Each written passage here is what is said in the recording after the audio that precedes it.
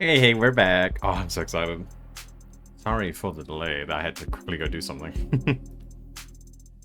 But we are back. We're playing more of the devil. We played, I don't know, how long did we go yesterday? I think it was like 3 hours or something.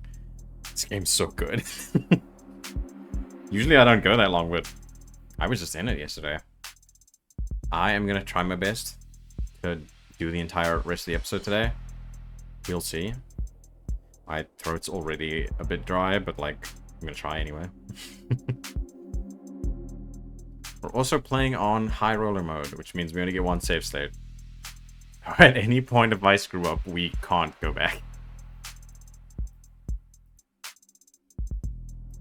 Other than that, let me check if everything's okay, and then we can start.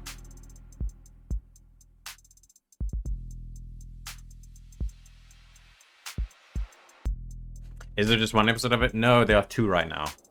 And not counting episode 0, which is like a free tutorial episode, kind of. Also, welcome in, Henpai. I suspect you're fishing while watching this.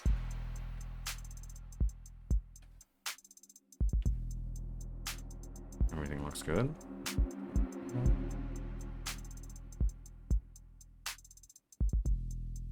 Yeah, there we go. I am indeed, hell yeah. You better catch big ones.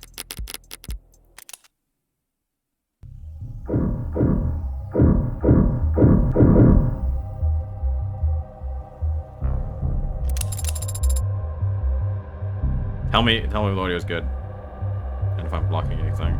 I don't think I blocked anything important yesterday. Alas, these fish are quite slippery. No, you're failing me? What the heck? Here we go. I think this is the only one room. This complex is so massive that it doesn't even feel man-made. It's like it was carved out of the rock by waves, like it's always been here. That's the con. This place was actually natural. There'd be birds everywhere. I hadn't considered that. Why aren't there birds in here? Probably because of what they do and the ones that get in. I'm kidding. I don't have a better explanation. They changed the logo again. Noble Electronics. How's it feel stepping in here? This is some kind of religious experience for you. Audio sounds good? Hell yeah. It's just the corporation where my father worked. Careful now, they'll burn you for heresy against the company. Said it again, the company, as if it's a proper noun. You're mimicking the employees, aren't you? So it can't obey simple orders, but it can pick up on that. Is it just part of the corporate culture? Noble's one of the biggest corporations there is, one of the biggest there's ever been. We mere humans can't hope to escape the gravity of anything that size, no matter where you live or how far off the grid you think you are. So imagine what it's like working for them. You live in company dorms, work in company quarters. Wherever you go, that logo's above your head. You eat, sleep, and breathe on Noble's timetable at its discretion. Game might be a bit loud, but you might. Okay, I don't know. I can actually turn the gain up. Yeah, how's this? Either I turn the game down or I turn my gain up. Game versus gain now. Perfect. Okay. When you spend your whole life inside of it, Noble must feel big enough to be the only company there is.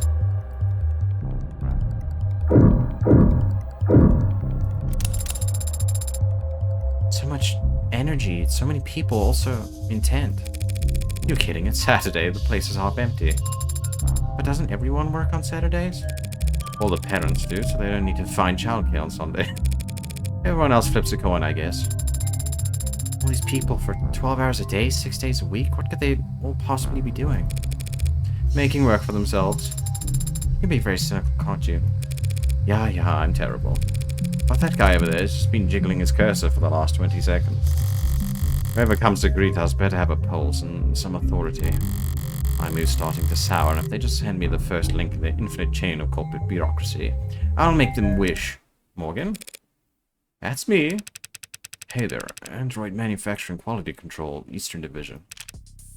Evan Dawes. Evan Dawes, he says, like it's an afterthought. What's a name compared to your place in the hierarchy? You seem familiar. Have you I'm David's lawyer. Oh, then we must have... Apologies. Let me first just say how sorry I am about his passing. You and everyone else at the company must be going through a lot right now. As if it's proper now. Thank you for taking your time to meet with me. You're welcome, and it's no big deal. Everyone's on the razor today, but what else is new? Compared to PR or legal right now, our workloads in QA are... Never mind, how can I assist you? Shortly before his passing, Dr. Sher began the process of registering this android. Yes, that's correct. Unfortunately, he wasn't able to finish the job. Look at that. It's definitely custom. Gee, you think? I think I sort out an expert. Warm, goes without saying. Reminds me of the A16 Premiere, if anything. The barcode's clearly printed, no visible defects. But you're right, it doesn't correspond to anything we've got on file. Well, since you're the right man of the job, now we just need to go to the right place. Not far, I hope. It's in the building. In the building? That could mean anything from down the hall to half a day's hike. Production line on B9 should have everything we need. We do manufacturing inside your corporate headquarters. B9's a fully functional production floor, but it was only built for demonstrative purposes. New clients make deals upstairs about how many and what shape or size they can come down to the basement to see how the sausage is made. They have enough money to build a fake factory just for guests. Smart. So long as you're only giving tours and not giving away company secrets. No need to worry about that. We take intellectual security very seriously around here. No kidding, there are 11 cameras on us at the moment that I can see. And who knows how many pairs of modded eyes are aimed out our way. Clearly, nothing happens here without the almighty company knowing about it.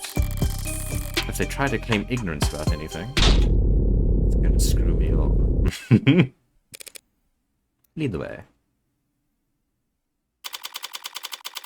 3:08 PM, July 1st, 2086.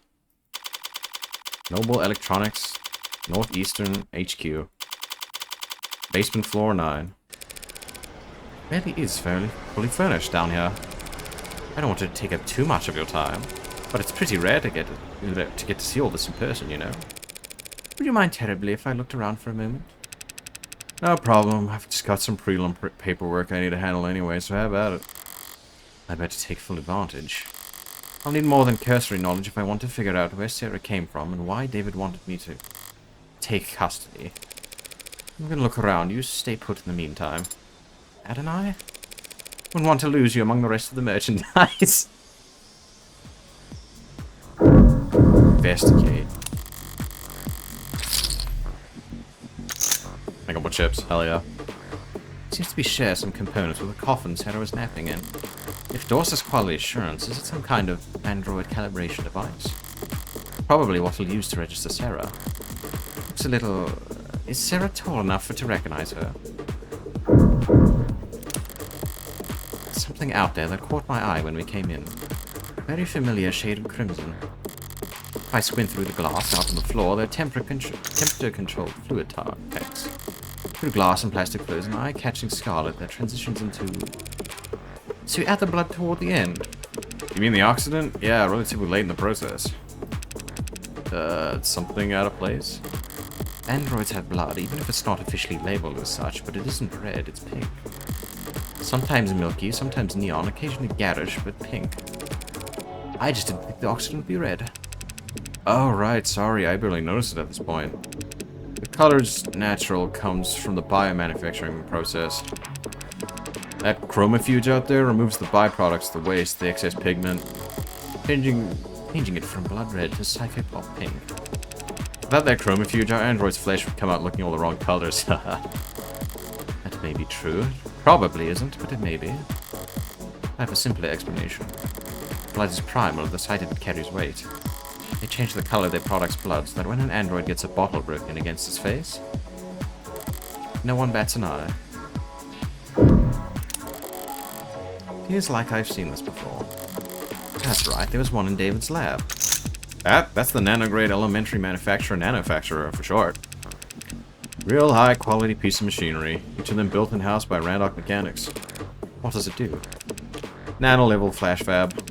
Basically a 3D printer for nanomachines. Build nanomachines in your factories for use in your Android.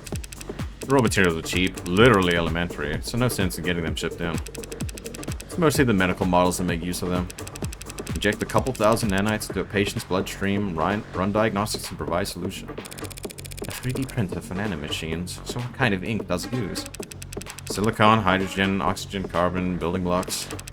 They feed into the nanoprinter and it assembles the machines particle by particle. Like a ribosome building structurally complex proteins out of chemically simple amino acids. Must be time consuming. You would think, but Randall cracked the code on parallel microfactoring. Inside's crystalline and sprawling like an ant's nest. Raw materials enter at one of the thousands of different entry points, combining and recombining at intersections. The finished product ends up at the center and drips out in a liquid solution. Distilled nectar, swimming with millions of nanites in just 2 minutes. Nectar? It's sticky? It can be, depending on the desired output, but the door vacuum seals while it's cooking, so don't worry. It's completely spill-proof. What a relief. Not exactly a box of paper clips David could just have brought home from the office one day. He must have bought his own, for some reason.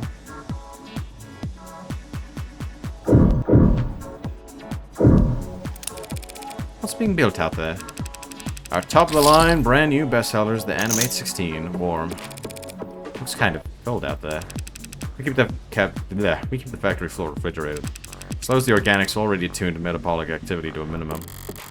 That explains why the room doesn't smell like rotting flesh. The flesh out there is only somewhat rotting. Slowly.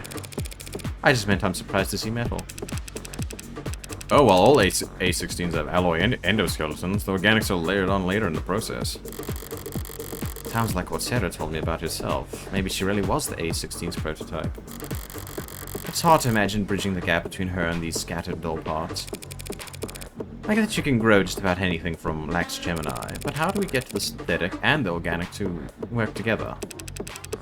Yeah, that was our first concern when R&D began work on the Warm concept. The 1.0s are real skin with synthetic muscle. And it was a horror show. Metal pulling on skin was just right. For 2.0, they worked backwards. Organic muscles, organic skin. But digital signals on organic hardware was a dead end. Didn't the muscles flex when you passed an electric current through them? They'd flex and unflex, sure, but that's not nearly precise enough for facial expressions. Look like puppets strung up on live wires. We used the test footage to haze interns, actually. You must have figured something out. The A16 wouldn't look out of place on the runway. Thank you, we try. We ended up reaching out to the mod companies. Well, we actually just bought out half a dozen of them, but... right. They figured out how to get human nervous systems moving mechanical limbs decades ago. So we just needed to get a mechanical nervous system to move. Living limbs. Very clumsy attempt to avoid using the word human. High-precision mods were slotted straight into the nervous system. They received their input from neurotransmitters, not bioelectricity. So you had to do the opposite. Exactly. We created a synthetic neurotransmitter that our androids could use to communicate with organic flesh.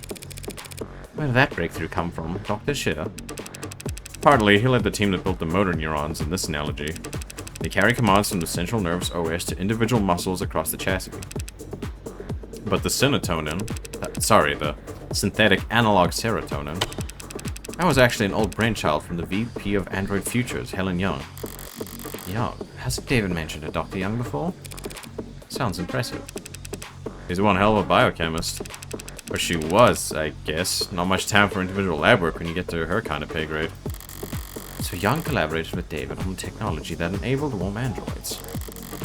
As I thought, whatever went into Sarah that makes the android so distinct, he couldn't have taken sole credit for it. Young, did he partner with her on this? What have we got on this data pad? Some kind of write-up. Oof. On the subject of Sullivan's Peak, much of our world today, and in fact, much of our world's economy, is heavily influenced by the Uncanny Valley. The thought experiment provides a simple and easily applied explanation for the gaps we see in otherwise wide spectrum of automated dependence that assist us in nearly every industry on the planet. There's a very simple, primal truth to it. We like things that resemble the living, like cartoons and puppets and toys. We like things that are damn near indistinguishable from the living, like whatever name Noble's latest products are being sold under. But there are deep, deep trenches between those two ends where products are universally appalling to human sensibility. The Uncanny Valley will no doubt remain a useful tool for teaching, marketing, and design for generations to come. But already we are seeing ways in which it fails. It is becoming increasingly clear to us but the space between nearly indistinguishable and truly indistinguishable is much wider than we ever suspected. It may not be the only part of the map that we must fear. I propose we bridge these gaps in knowledge by looking to the speculative fiction of Robert J. Sullivan, who in his most well-known work, Equal Under One Sky, described a concept which thereafter has been called Sullivan's Peak. Through the lens of his characters in their so very divided world, Sullivan demonstrated that the uncanny valley does, in fact, have its own peak on the other side, a point past which making an artificial existence any more human in its features serves only to make the user experience more uncomfortable, more difficult and more fraught with moral pitfalls. Once you reach Sullivan's Peak, traveling any further only has diminishing returns. The implications of this idea are far-reaching. We will very soon reach a point in which the designers of ads can only make their creations less lifelike or less likable, a hard stopping point for technological process. What then, we ask? Oh, looks like you've got to sign in. Drop your thumbprint below and we'll get you squared away so you can keep reading. Surprised to find material like that around here. Are they passing around as a gag, or are they actually afraid of Sullivan's Peak around here? Noble must be... Peak does exist, they'll be coming up on it fast now that androids are warm. Noble's entire product line, maybe the entire industry, could go bottoms up if people start to think it's cool. If Sarah's any indication of where the androids are headed, I could see some people getting uncomfortable. An inhaler left out on the desk, probably a half dozen empty ones in one of the drawers. Doors, the inhalers, they're distributed by the company, correct? Oh yeah, HR handles it. They personalize your dosage and prescription, updated on performance and job fulfillment reviews. Other corporations do it the same way. Yeah, pretty much. Everyone's trying to keep pace with each other, so... Can't have your employees losing focus on the job. Could cost you who knows how much in lost efficiency. Sorry if this is insensitive, but given what happened to David, are overdoses common in the company? Yeah. Yeah, he says. Overdoses, that is, not hospitalizations or deaths. It's all pretty organized these days. These days? Man, back when I started in consulting, pretty much everyone had an embarrassing story from the first 2 years where they popped a few too many greens and missed the on-ramp. Popped greens? Yeah, it used to be pills. Green to get you going, yellow to keep you there, swallow red after brushing your teeth and get into your bunk fast. But yeah, the inhalers are a huge improvement, like going from torches to the light bulb. You sync straight to your personal biomes and adjust dosage in real time. Overdoses are way down. That's great to hear. The trainees under me don't realize how good they've got it. Kids probably don't even have to learn how to purge. Yeah, I know, right? All done? You ready to get the ad handled? Thanks for humoring me. Can I have it step onto the scanner? As he says. Understood. Right then, what we're looking at here... Whoa. There's a lot to unpack here. We theorize it may be Nash's pincushion. Pincushion, huh? That would explain some of what I'm reading here. What language is that on screen? Tess. You know, Tesseract, all Noble products, and pretty much all products, period, are programmed in Tess. Easy to read and write, stay compliant. Now this model, what's it going by? Sarah. This Sarah model. It's got everything that 16 line has, that's for sure. Organic skin, hybrid muscles, advanced spatial processing, and emoting.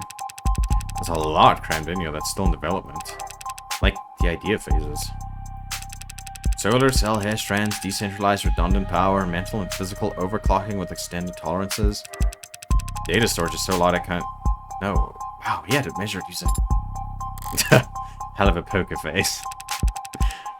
Wait, decryption and signal hijacking, that's... hacking? Essentially. Does that mean it could hack its own tenants? Oh, no, that's unthinkable. Literally, for an ad. For an ad to break its tenants would be like... you stepping into traffic or dropping a baby. Even if you're physically capable of it, it's not something you would ever choose to do. Some people do walk into traffic. Psychotics, addicts, the mentally ill. Does that mean that they are androids? Well... no, there aren't crazy androids, so yeah. Guess my analogy doesn't hold up. That's okay. So it can't hack itself, but it was given the ability to hack other systems. The industry line is that such a capability could be an option in certain emergency scenarios. Breaking through the firewalls and encryption of surrounding electronics to broadcast directly to police and military channels. Speaking of military, this musculoskeletal setup is drastic. I've never seen this on a consumer model. Can you lift a car or something, Sarah? most cars, they would depend on the center of gravity. Lady, the Sarah could wrestle a public disturbance walker and come out on top. In stomping behemoths, they bring out for ride suppression. In terms of computational, gonna head out and enjoy the stream. Have a go on, Empire. In terms of computational ability, the estimate says that can't be right. Got doors. I was actually hoping you could tell me something about the software or the metadata. Who worked on it and when? Ah, right, okay. Well, that's unfortunate. Editing logs have been purged. Doesn't sound very above the board. Sorry, I can't tell you anything about who worked on Sarah or when. Any chance you can store those logs? Not here with this machine. I need the computers that were actually used for programming this model. Any idea what this would be? Terra? I cannot answer that question with any accuracy. Had a feeling you might say that. That's right. Sorry, I can tell you that the code is unique. Sense of an A16 in there, a few of the same conclusions. It's just Dr. Ashuro ever took very different paths to get there. So Sarah has even less in common with every other android on the inside. Sorry, didn't expect to hit a dead end here. Not at all, you've been very helpful. Can we still get the registration done? Yeah, no problem. We've got the software and forms all set up here. Occasionally we let a new business partner bring one home fresh from the oven, you know? Oven, gross. Alright, a few basic questions then. Who's going to be the official owner of this unit? Cheers. As it says, unless the will disagrees, it's my responsibility. Right then. You fine with the designation Sarah? We can set it to anything you like. Well, actually... Never mind, Sarah will do fine. Okay, this part's all standard. Civilian model, address, contact info I can get from your crumbs. You want to reset to factory defaults? Could clear up a lot of quirks. Not right now. Last thing then is the grading. I'm reading 23 tenets here, nothing far out of the ordinary. 23, that's higher than I expected, talking with it. She seemed more malleable than that. Don't blame yourself, guessing tenant count from outward appearances is a crapshoot. Not like it used to be. It used to be they only had 3 tenants total, and every unit had to have them. Then came the first accidents, and the first lawsuits, then the hearings and the legislature. And the demand for more tenants. A tenant making sure ads couldn't endanger the state. Tenant stating that ads wouldn't divulge private information without prior consent. There's a campaign calling for a tenant to weigh child and adult lives equally during risk assessment. There was a campaign calling for a tenant to do the opposite. Companies wanted their butts covered, customers wanted guarantees. Didn't there much incentive to deny requested tenants, the list just ballooned. Build and military entered the market in full force. You sound like you don't approve. I wouldn't go that far. They need their ads to be able to pull the trigger in order to. Without clearing 5,000 lines of bloated, hard-coded decision points to get there. I get that. It's just the armies that anyone's using tech with bare minimum tenets. All the best, least cluttered, most elegant codes are only used for wargames. It's not very romantic. Well, not like I was on the jury. Department of Advanced Defensive Projects versus Zenith Dynamics. The Supreme Court sided with the military's request and set a new precedent that every other army around the world would race to meet. Changing tenets from a mandated list at the root of every ad source code to a choose-your-own checklist. It's funny, ads are the most tenants, they're so locked up you can't even have a conversation with them. Outside the armed forces, the only ads with the single-digit tenant counts are just vacuuming floors. Most impressive ones, like what you got here, fall somewhere in the middle. Sorry, I went on a tangent there. Only thing left is the evaluation. What gets evaluated? Total financial worth for insurance purposes. Yeah, the insurance companies made sure we had every accurate algorithm for this.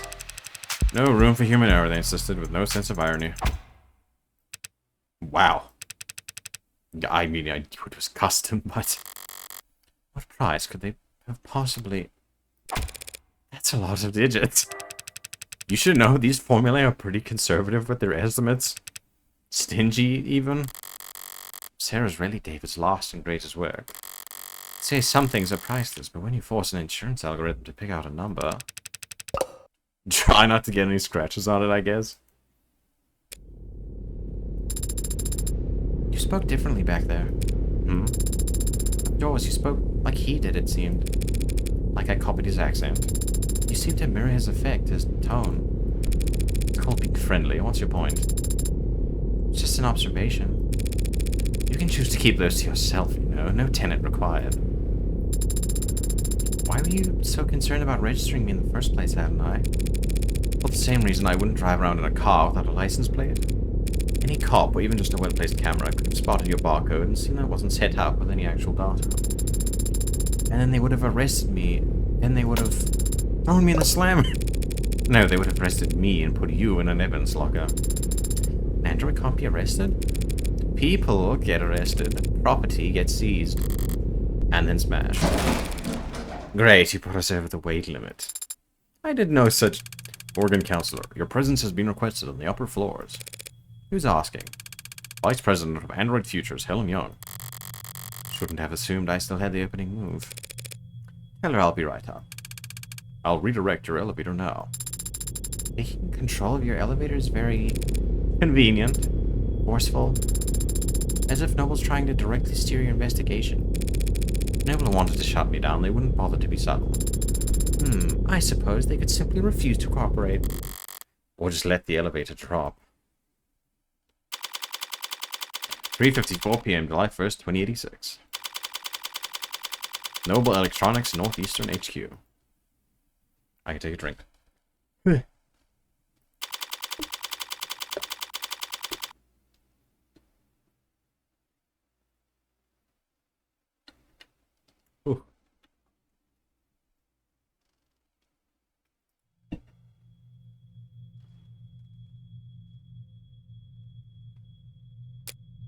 Oh. Right. Speaking first is a sign of weakness, is it? And here I thought I could avoid wading into the swamp over pretend power dynamics.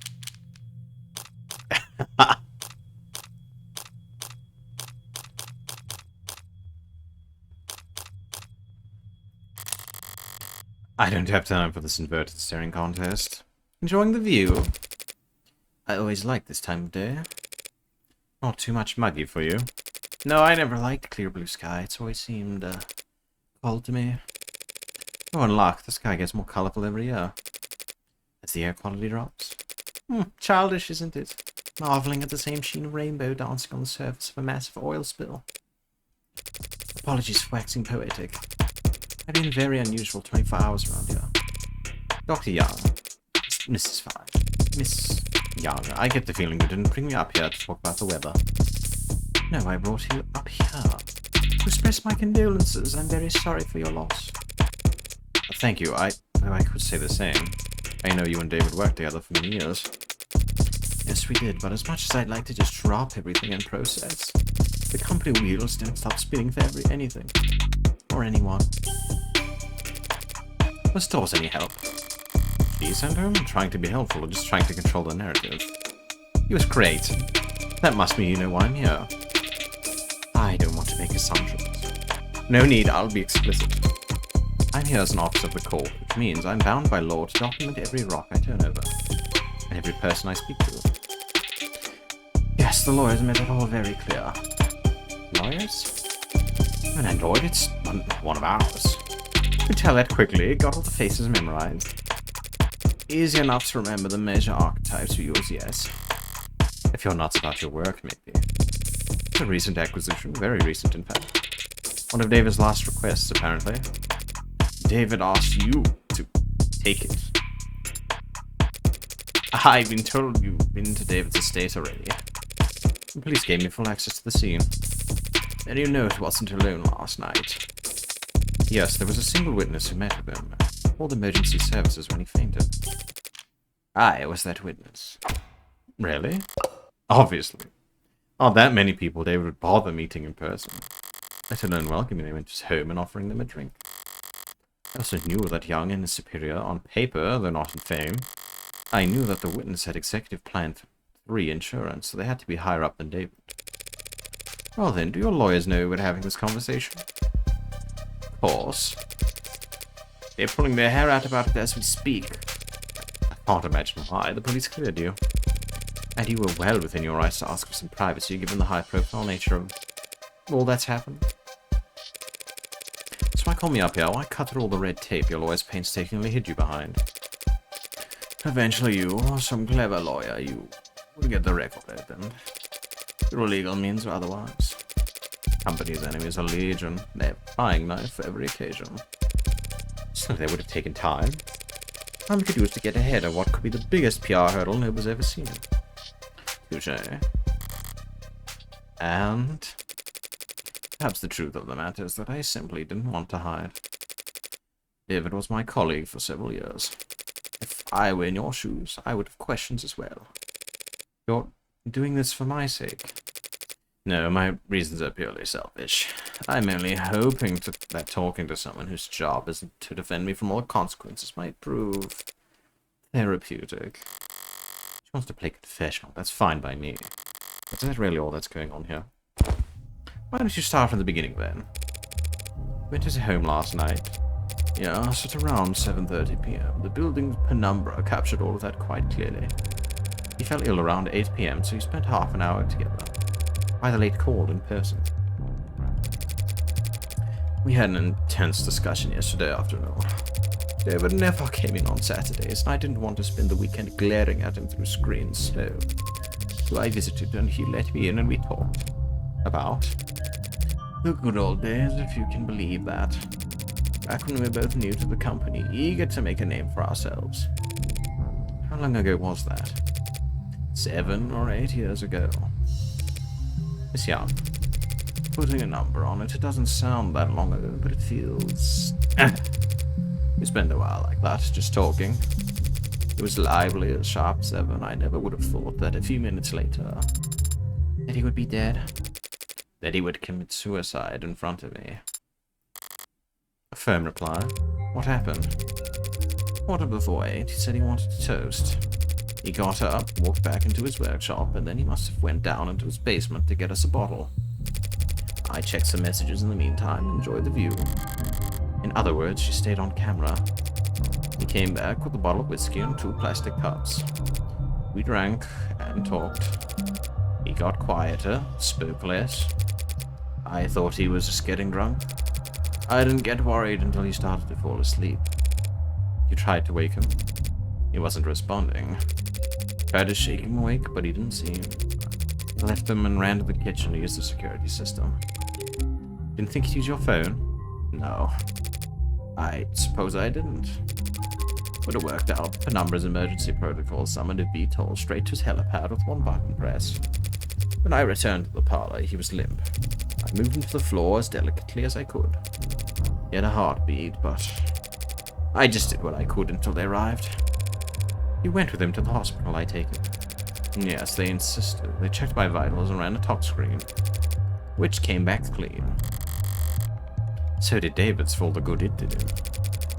I wasn't paying close attention to what they were saying at that point, but I'm sure they ran through every step on the CCE's SOP. That's what they're paid to do. Seems certain that it was a suicide. Yes. Why? As I said, he got quieter as the time passed and he spoke less. The last thing he said to me, the last clear thing he said, was that he was happy ending it here. Said he was content. And he downed his glass after that. He drank every last drop. Does that sound like David Assure to you? Curious, restless, perfectionist David? No, I guess it doesn't.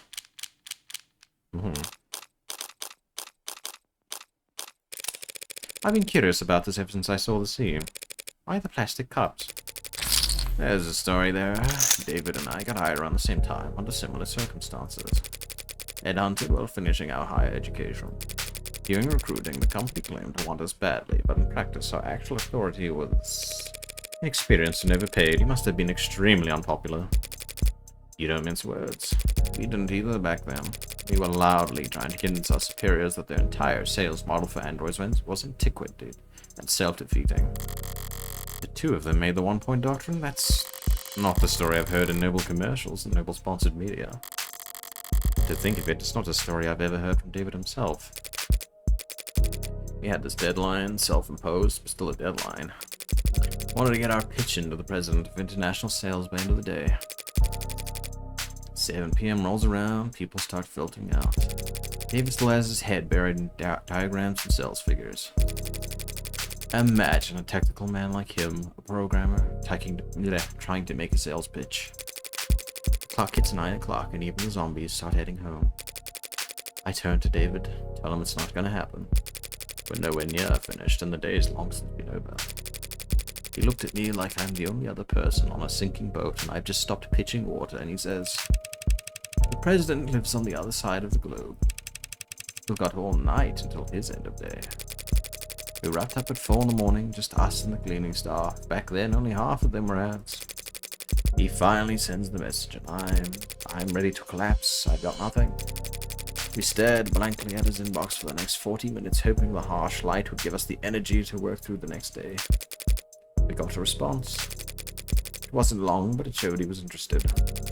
I was, and I'd been turned down so many times before then, ignored and placated, passed up and ghosted, but together, David and I, we had finally gotten a win. So David asks if I've got anything to drink. I've got a bottle of some swill in the cabinet at my desk, but he doesn't want to drink from the bottle. He says he wants to toast. So we sat there at 5:19 in the morning, toasting awful vodka to one another in cups we grabbed from the break room. Toasting our first victory against the corporate beast. Between the lack of sleep and the drinking, the next day at work was hell. Sounds like a good memory. Plastic cups and liquor, that was our little ritual. So I didn't think twice when he presented me with my cup. It was ceremony for us. Said CCE standard operating procedure a moment ago. What is that? CCE stands for Counter Corporate Espionage, which is just industry doublespeak for corporate espionage. Only used in self-defense, you understand. Chernobyl anticipates employees at your level getting poisoned. They give us all kinds of CCE training. Sadly, of course, usually disguised on the itinerary as leadership workshops or psychiatric evaluations. They train you to expect to get murdered at these leadership workshops. Murder is fairly rare at our level. More likely they'll want us too sick to work. Let us drain company resources on a hospital bed while our position sits vacant. That's smart, like snipers purposely avoiding vital areas to strain the enemy's medical resources. That's terrible. Like snipers purposely avoiding vital areas in order to strain the enemy's medical resources. That's nothing compared to what they turn an asset. You'll ill the rest of your life with an undiagnosable malady. Become our mole and we'll send you the antidote every 2 weeks. It's a nasty piece of work. It's a nasty line of work, consulting. Sorry. That's just what they call it. Can't exactly put a corporate spy in your CV. So every consultant I've met at a cocktail party was actually... It depends. Did they say they're consultants? Or did they say they were in consulting? How the hell am I supposed to remember? Do your people think that what happened to David was a deliberate attack? Noble's competitors have been trying to get to David for years.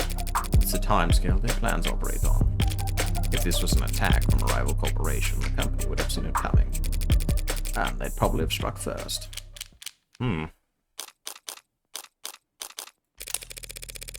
As VP of the Android Futures, you're David's superior, aren't you? That's correct. Didn't you join the company at around the same time? David was always more interested in his work than he was in climbing the ladder. He didn't like playing the corporate politics game. So he was unpopular around here? Not unpopular, no. Not the great Dr. David Asher. Misunderstood, perhaps. How so? He could be blunt, demanding, some might say. He wasn't trying to be, it's just... Not everyone could work at the same pace as he did, for as long as he did. Even with the whole company huffing these inhalers, they couldn't keep pace with David. Speaking of which, I don't see any at Young's desk. Maybe it's just not something you leave out in the open at her level. So he said that his work-life balance was balanced and the two odds with one another. We use work-life harmony here at the company. Fascinating. So was he in harmony? No, David always had plenty of suitors, but he was never willing to put the time in. I'm sure you're more knowledgeable than I am on that subject. Right. What do you mean? I had to help him draft a lot of apology notes over the years for misunderstandings and double bookings. Scandalous. The A16 only entered production this year, correct? correct. Pre-orders started last holiday and we began shipping in the first quarter. I understand that you were instrumental in the success of Warm Androids. I played my part supervising the launch, yes. But you're the one who designed Serotonin, the factor that enabled communication between synthetic and organic parts. I'm surprised you've heard of that. I did lead that project, yes, but that was years ago. At this time, Serotonin was a little more than a novelty, a dead end. It wasn't until David took the reins on the A16 that we found a use for it. Took the reins? He was lead programmer on limb coordination, facial expression, exhaustion parameters.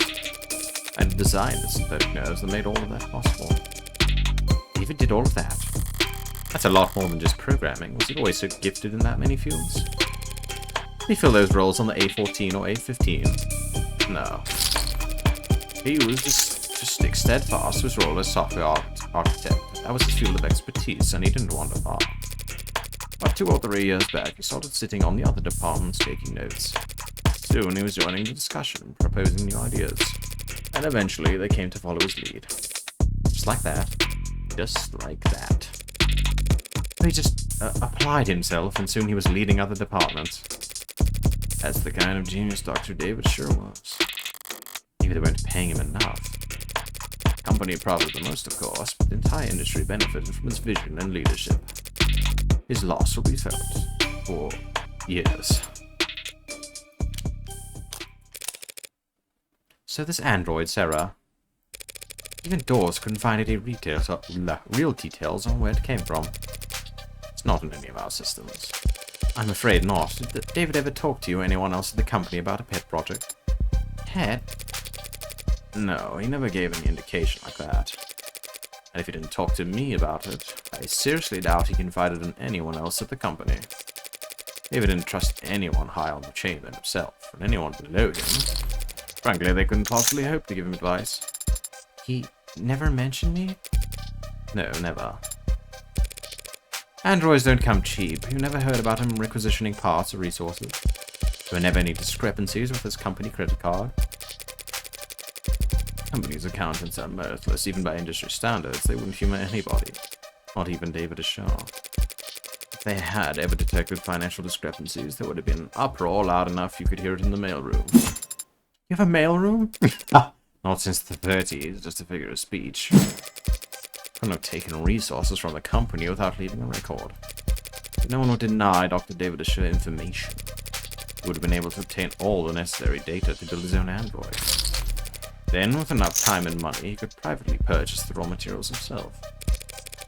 I don't understand. It must have taken him years to build Sarah. He wasn't doing anything illegal, except the hacking stuff. So why keep it a secret? I don't know. He was private and a perfectionist. Perhaps he simply wasn't proud of his results.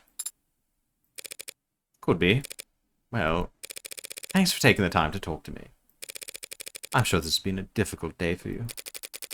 A difficult day for all of us. A message from Fran. You got leads to chase. The brat better have good news.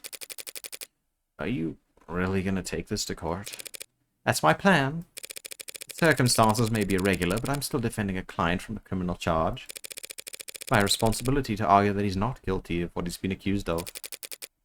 Is that what you believe? That he didn't commit suicide? I guess I haven't decided what I believe.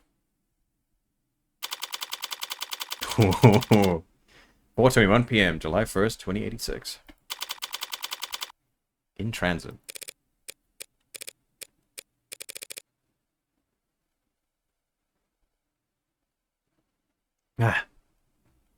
Every time we do a scene transition, I hydrate. Would you kindly slow the hell down? I'm sorry, Adonai. Was I walking too quickly for you? That wasn't walking, that was speed walking. Up 2 flights of stairs is very different. Speed walking? Sounds like a powerful technique. Is it like the Jin Zhao? Just let me catch my breath for a minute. Adonai, is it possible that you're out of shape? No. But since we left the cab, your heart rate is... I'm not wearing the right clothes. Or the right shoes. Is that so? Yes. Also, I didn't stretch or hydrate and the sun's reaching its zenith. That would have been several hours ago. Do you mean the air temp? You said it would be a short walk from street level, so I prepared myself mentally for a short walk. Then you took off like a rocket, and you didn't mention we'd have to go upstairs. Are you sure this place is even back here? Reviews online were quite clear. It's worth the trouble finding it. Maybe if you're a mountain climber. When I sent Fran hunting for a musician in David's circles, I was expecting him to bring me someone from the city orchestra or jazz club. Champagne flute and teacup kind of musician. It's the tequila and neon part of town. It should be in view if we turn... Ad and I, be careful. Of what? Oh. It's a stray and it's bearing its fangs too. Carrying diseases, you should... Relax. Ad and I, it's growling. It's not growling at me. See? So it's just that it doesn't like too much static. How'd you get it to calm down? An animal, not a monster. It wants to be calm. You like animals? What kind of cold-blooded freak doesn't like animals? Do you have a pet?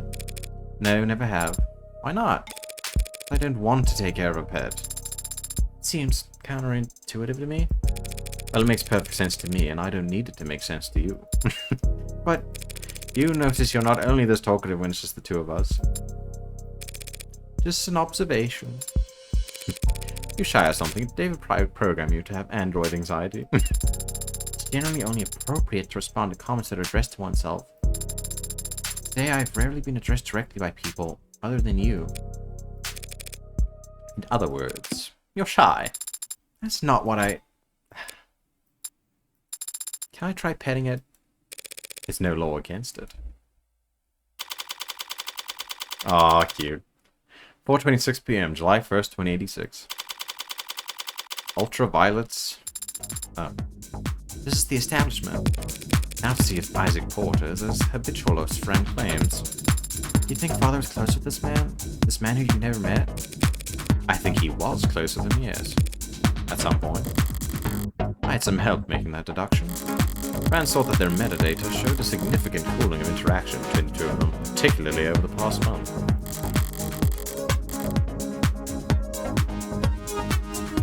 But Fran also saw a phone call between the two last night.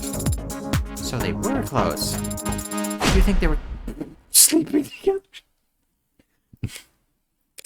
That is completely inappropriate for me or anyone to speculate about. Inappropriate? Adonai, it's only... I'm getting a very important text message from my private investigator, excuse me. Did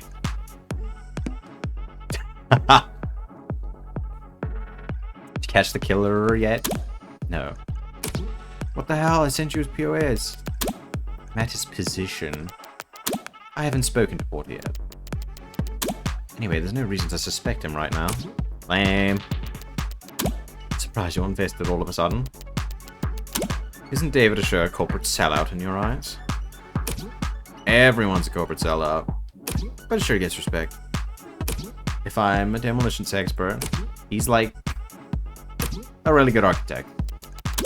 That's him is sweet, I think. I sure started out working in Cube. So in the architect analogy, by today's standards, he's like, I don't know. As a kid, he built all his bricks by hand. Or something. You know that lit homework can help you with forming analogies? Eat this analogy. Did that come through or did the characters break? It's supposed to be a guy giving you the finger. I take it Cube is a programming language. What's special about it? Pretty much anything coded in the last 20 years is web-based. You code with the assumption that you'll always be connected.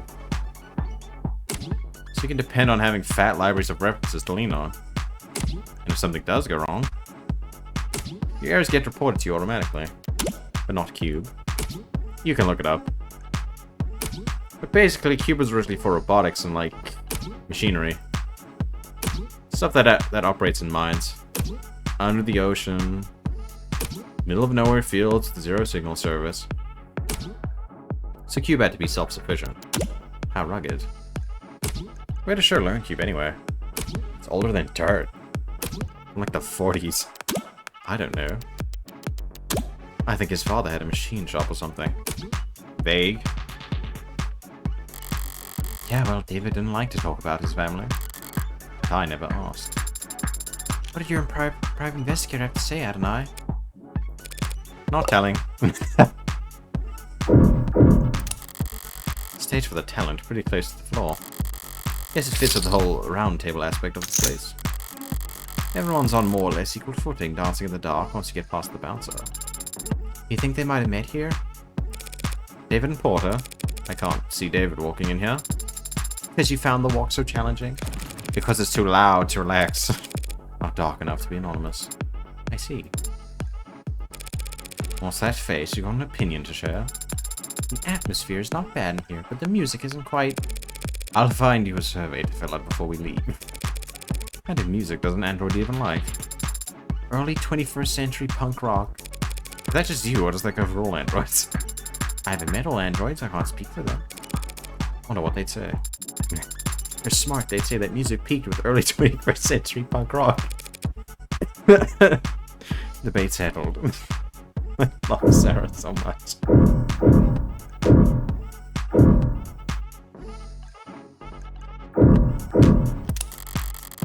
Bar stocked full of colourful selections and busy bartenders. Maybe this isn't the kind of club you can order food in.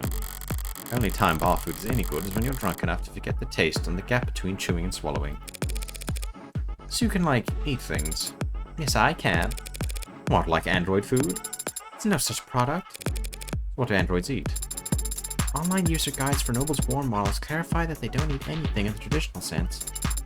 They get their energy from electrical charging, usually wireless. Whenever they need to eat, it's to replenish specific vitamins and electrolytes. Sounds like a lot of what mod users go through with their sports drinks and energy bars. It charges separation anxiety. According to the net, warm androids can ingest nutrient-rich processed carbohydrate pellets if they need to forego electrical charging long-term. Processed pellets? You mean like kibble, like dog food? No, it's not like dog food at all. You buy it from the pet store. It seems that you can. How's this something you have to look up anyway? I've always just eaten whatever father gave me. Like what? Marbled beef. Whoa. Never hydroponic avocados, foie gras, that sort of thing.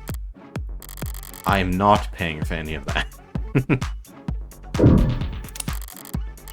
That one over there matches the photo Fran sent. If I approach now, look around some more. Oh, better get a read on the room first. Okay, well, it doesn't seem like there's anything else to look at. Oh, never mind. What kind of reading material gets left out in a club, a tabloid interview? Exclusive sit down with luxury. You've heard her name on everyone's lips. You've seen her face in magazines and commercials. And then, double check to make sure the photos weren't labeled as edited. And get all your burning questions about her answer here in our exclusive interview with the mysterious young woman who's being called, in perhaps the only truly unanimous vote the net's ever seen, the most beautiful woman in the world. Why the name? People think it's an ego thing, but it's just a random username I picked back when I was grassroots.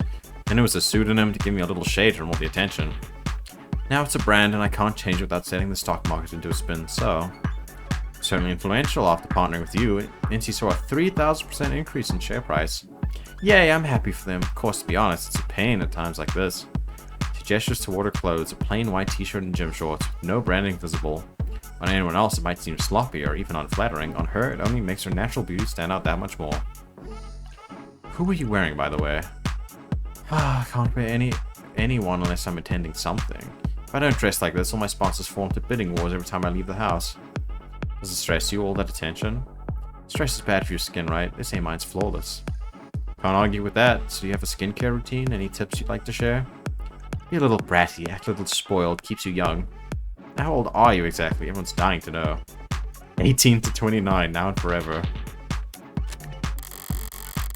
Well, however old she is, or isn't, like she's got one hell of a mind for business. Might do her more good than that face in the end. Maybe it's one hell of a face. In the meantime, she's...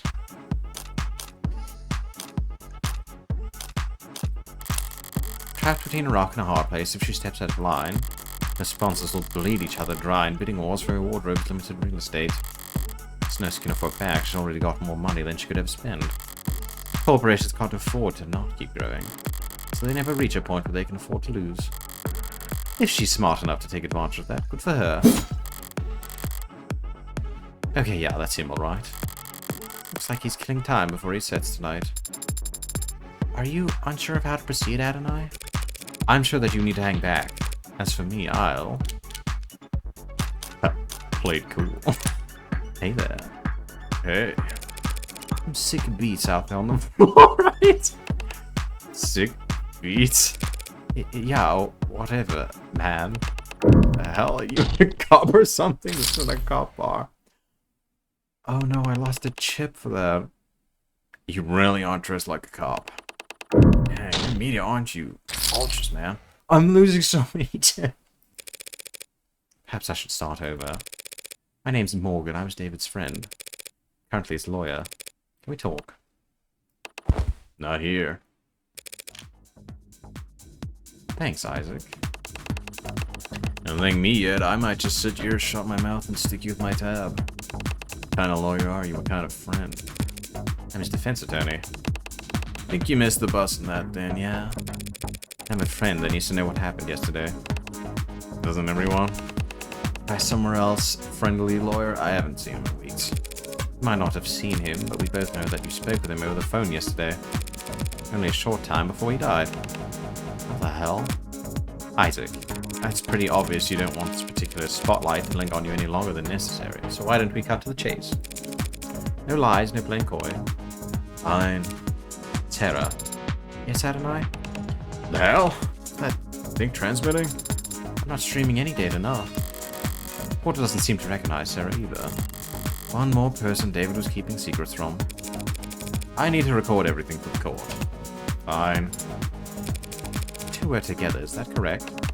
We were together. I ended it. Yesterday. Care to elaborate? Our entire relationship? Look, you can tell me everything once and I can get it on the record. Or you can hear the same questions over and over again from 1,000 different cops and megas for the next 3 months. We met in a bar. Seen him come in a few times, each with someone else. Each time talking with his mouth, but not looking with his eyes. Tick me off. Scribbling on napkins and letting a single gin and tonic sweat onto the table for 2 hours. Dates ago, would all go to the bathroom and take a call and slip out the back. One of them didn't make it 10 minutes. And he'd still sit there the rest of the night unfazed. Couldn't tell if he was oblivious or stupid or shameless or the most confident man in the world. And he ticked me off. One night things were slow and my set had been cancelled and they hadn't even bothered to think of an excuse before bailing, so I asked him why he insisted on coming there night after night.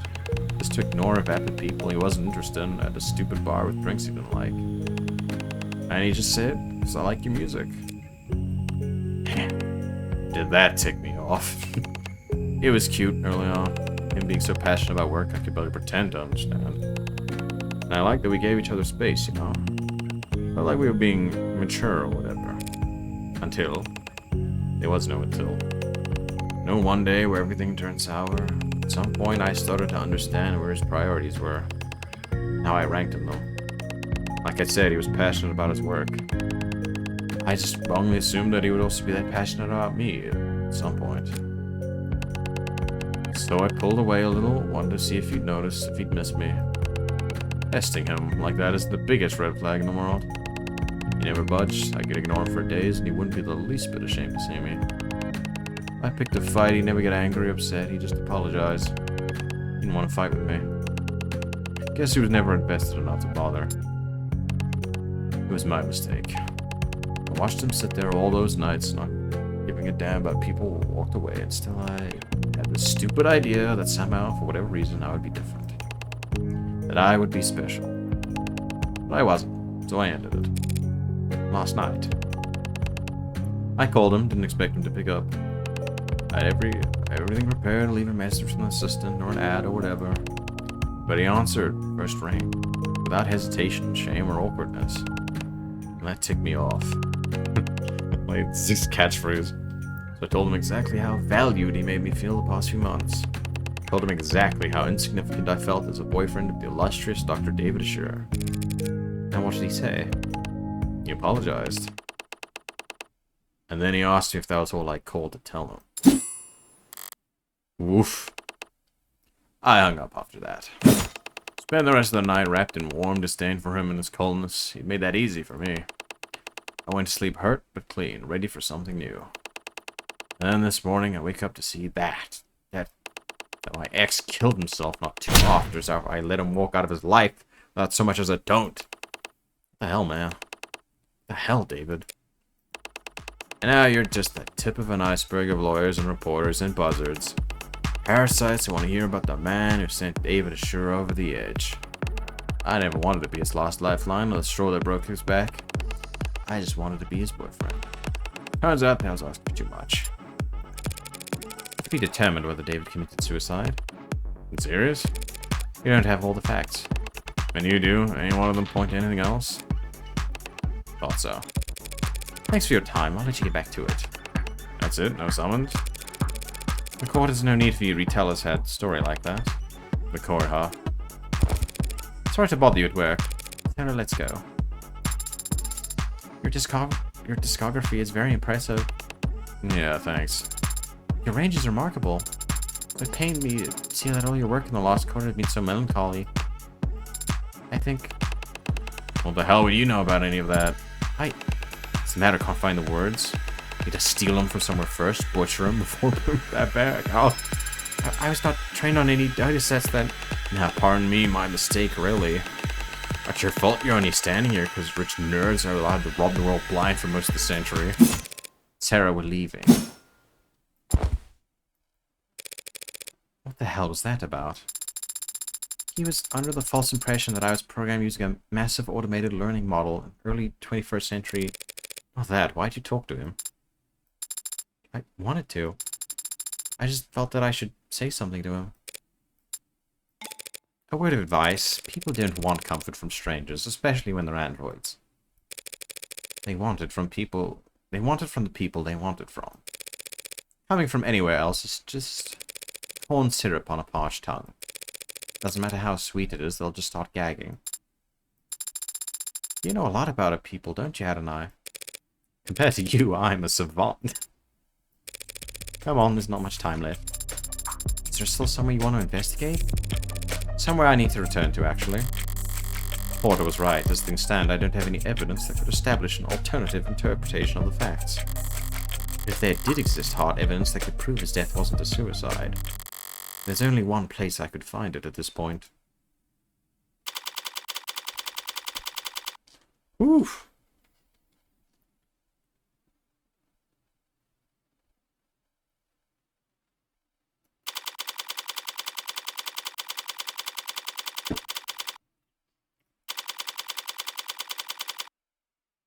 Penthouse basement. The basement? You sure you don't want another look at the crime scene? I'm all out of time. Got to approach this from the other angle. The other angle? You know, inductive versus deductive, flip the chessboard and all that. Haven't you ever read a mystery novel? I've seen mystery films. Well, let's see if you paid any attention then. What killed David Ashura? Poison. 10 points. There's a point system? How did that poison get into his bloodstream? He must have ingested it orally. And how do we know that? The medical examiner found no injection marks or wounds. And if he had inhaled it? Inhaled it? Why? Leave the whys to someone who actually understands them. I won't be able to understand anything if I don't practice. Practice by answering my question. I suppose it's possible. Highly unlikely he would have found a delivery system for the building, like an inhaler. Right, an airborne poison is either shoved in your face or sprayed over a wide area. No one around David has shown any kind of symptoms. So all we're left is oral intake. Eliminating the impossible. What's next, Adonai? Young's corroborated statement was that David didn't exhibit any irregular symptoms or behavior until he started drinking that night. And the police didn't find anything unusual in any of the food or drink at his home. Except for his cup, the results were inconclusive. Young was drinking from the same bottle and the same type of cup, but didn't get sick. We have to conclude, then, that David's cup alone was poisoned. This all seems logical, and consistent with the police's theory of suicide. Why are we down here? Minus 10 points. Back to 0. David left the parlor and came back with whiskey and 2 cups. Young told as much, and apparently the cameras upstairs support her story. So we have to conclude then that he got them both from this bar? Better, 5 points. Did he also get the poison from the cabinet? Police have been here since we left. According to their ARCS file, they didn't find anything that matches the poison down here. So the poison somehow went straight into his drinking cup then. I need to flip this around again. You turned something 360 degrees, you're just back to... If I were the prosecution, what would I want more than anything? Proof that David knowingly added the poison himself. You wouldn't do that. And you can make that claim because there's no video evidence to contradict you. How long was David off camera? From 7:36 p.m. to 7:40 p.m. when he left the parlor to get liquor from this bar. So if we have David on camera for those 4 minutes and he didn't poison himself in that time, he would have a perfect alibi for the crime, proving his innocence. But Adonai, we don't have footage of that. There are no security cameras down here. I think there are. What do you mean? This whole building is coated head to toe in Penumbra security systems, courtesy of Noble. Every console, every corner, every Android on every floor, it's all plugged into Penumbra. Except that. That panel is manufactured by Koto Security Systems. Why would David put a console for a different security system in exactly one corner of his penthouse? I've never given it much thought. Well, it's been bothering me all day. My curiosity alone can't scale a 64-digit wall. You mean signal hijacking, or whatever you want to call it? Have you tried it before? It's illegal and unnecessary. Father would not have installed hidden cameras in his own home. At the end of the day, I can't make you do anything. Well, actually, I probably can, now that you're registered to me. But aren't you the one who wanted to prove his innocence? Eliminate the impossible. I will need your express verbal command. Not like David can press charges against us at this point. Do it. Did you really need me to say that? For the purposes of record keeping, yes. I have gotten past the 64-digit code, and I have found cameras. A number of them embedded in the room's walls and ceilings.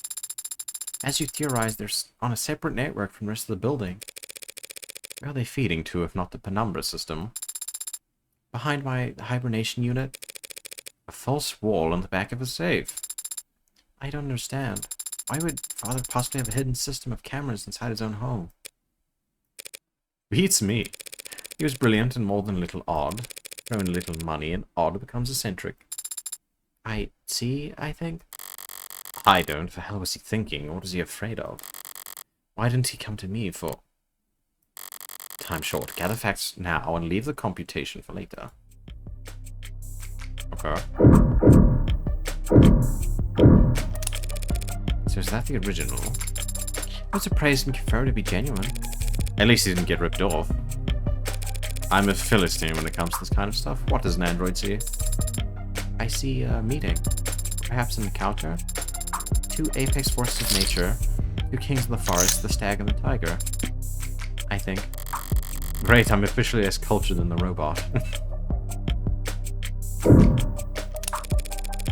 What did David even do with all this equipment? Dry his laundry? What makes you so sure he wasn't exercising? Did you ever see him use any of this? No, but he must have used the weights when I wasn't looking. He promised me that he'd take better care of his health. Sarah, those weights are all maxed out. David couldn't have put up a number like this even if he was piloting a frame. Don't be so sure, Adonai. Pardon? The following is a true story based on primary sources who were present for the event and its aftermath. Copenhagen, 1981, 8:10 a.m. local time. Towering man with the musculature of a world-class professional rugby player enters the global Danske Bank in Frederiksberg Lane. He explains to the bank teller that he has a bomb in his suitcase and that he wants his gym bag filled with unmarked bills. The security guard approaches him from behind with a nightstick and swings, but the man simply catches the weapon and bends it into a twisted knot with his massive dinner plate-sized hands. When asked to describe the suspect to the police afterwards, the teller only had this to say. That man was all muscle.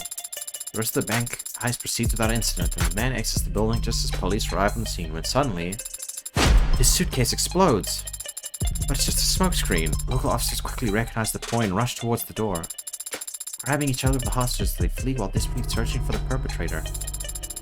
What they find instead is a diminutive, frail, sheepish young man barely 160 centimeters tall, holding a gin bag full of money with no recollection of how he got there. Renowned psychologist and trained hypnotist Dr. Werner Kurtzer wrote the following in his diagnosis: acute dissociative identity disorder. That's right, the man had a split personality. And so great was this disparity between his two halves that when they switched control, he physically changed, becoming taller, bulkier, and capable of previously unthinkable feats of strength. So be careful what you say about a man like Father can't do, just because of how he looks on the outside. Sarah, every single word you just said was false. Huh? Don't believe everything you read on the net. Wow. The liquor cabinet the mystery hinges on. The police have been through it all by now, and they didn't find any foreign contents in any of the spirits. No poison to be found here. Well, not that kind of poison anyway. In which case, can I make you anything? Well, if you're offering, I'll have... Sorry, you're way underage, aren't you? 2 years old or whatever. Technically. Booked that one a lot worse than I expected. Cheer up, maybe we'll find a mocktail if you climb to the top of the ladder. This is a rolling ladder, a kind of step ladder, not a ladder. What? Remember, a ladder extends, but a step ladder falls out. And? It's important to note the distinction. I'd bet my life savings that this subject will never come up again, ever. Cat, I have a feeling that subject's gonna come back again.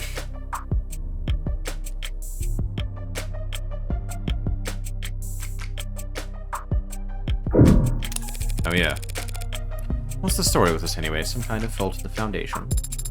I don't know, I never noticed that crack before. Might want to get those eyes checked. Nothing wrong with my vision. This crack just might have been created during my most recent hibernation. How? Did David drop a weight a bunch of times over and over in the same spot? Alright, let's refocus here. There's some kind of hidden door behind your bunk bed, huh? Essentially, though a bunk bed would imply a second or third. How do we open it? One moment. I see. Got it open already? I cannot open this door. Why? It's a Tethys Basic Sturdicure. The anti-hack feature in the name is real. It's a closed system, Adonai. What the hell am I supposed to do now? Strange, there was an if-then toggle enabled in the security parameters. I don't follow. My father last adjusted the settings here. He made it so that the door would never open so long as I was hibernating. And he made it so that I was the only one who could wake her up. Meaning this is a door that only I can open. It will be a 6-character password, some combination of numbers or letters. Did you and Father have any influential moments in your life that revolved around a 6-letter word? Nothing comes to mind. Is there a code word that he knew only I could learn? Gee, I don't know. Code words that only we could learn.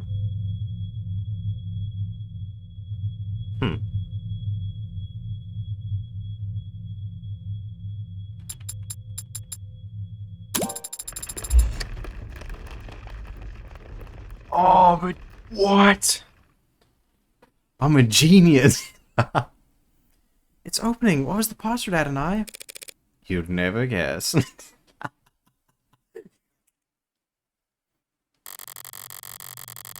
I can't believe I guessed that on the first try. I'm so proud of myself. Did I feel a bit out of character? They were utilizing so much Cloak and Dagger tech. I've definitely been struggling with the idea of them doing home improvement. One step in here, it all makes sense. It's a panic room. Scary. A panic room is a place for rich people to hide, and when people start bouncing bricks off their windows. They're typically not even on the blueprints. So when Noble built this penthouse for one of their executives, someone slipped this into the mix, and it's remained in Noble's blind spot ever since. All David had to do was repurpose it. Make sure you're capturing all of this. I didn't want to miss my one chance because of a discovery technicality. I understand, but you needn't specify.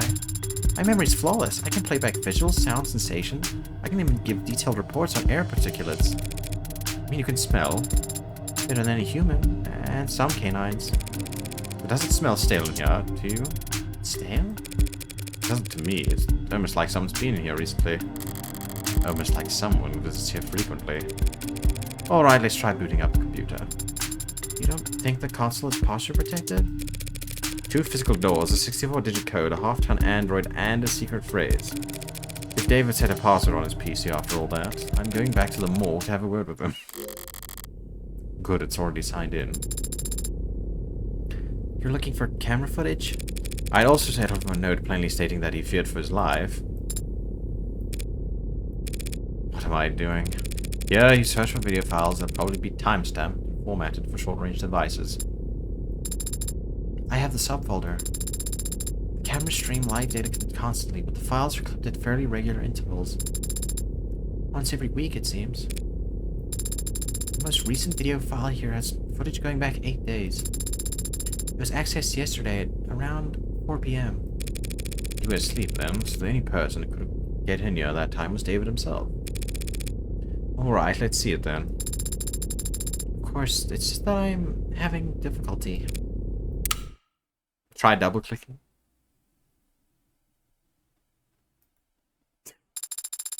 I've been trying to open the files from the moment I discovered them, hadn't I? They're encrypted. Damn it, David. You will leave me enough clues to get this far, but won't let me use your computer. What's the brand on the encryption program? I rush a subpoena. They might have a backdoor I could bluff them into. These files are not encrypted with any commercially available tool. It appears to be Father's own work. Damn. David has handwrote the encryption on these files. There's no one alive who could... Hey, what's the door? It's just flattering you back there. Was your processing power really that special? Ed and I...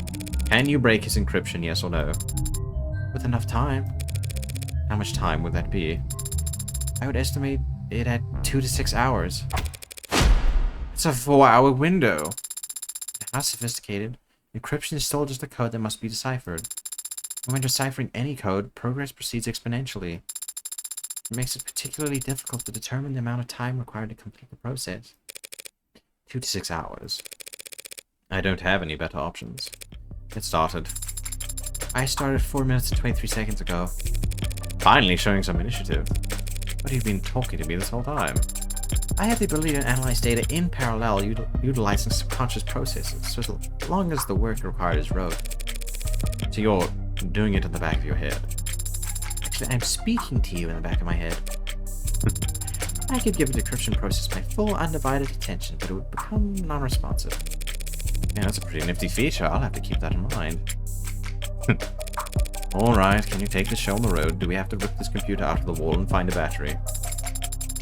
I copied the encrypted files and will work on them as we travel. We can leave whenever you're ready. Still can't believe they would let me get this far just to shut the door in my face at the last second. But he did let me get this far.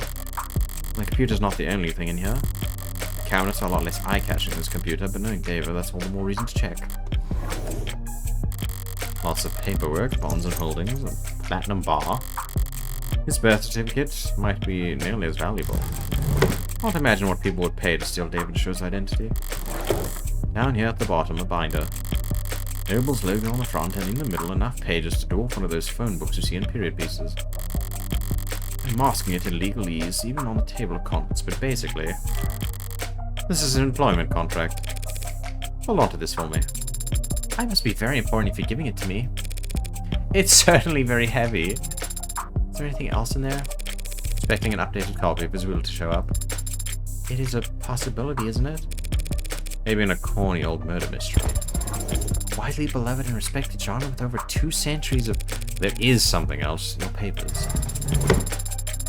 That Evangeline Morgan may be given immediate and complete ownership of the android designated Sarah.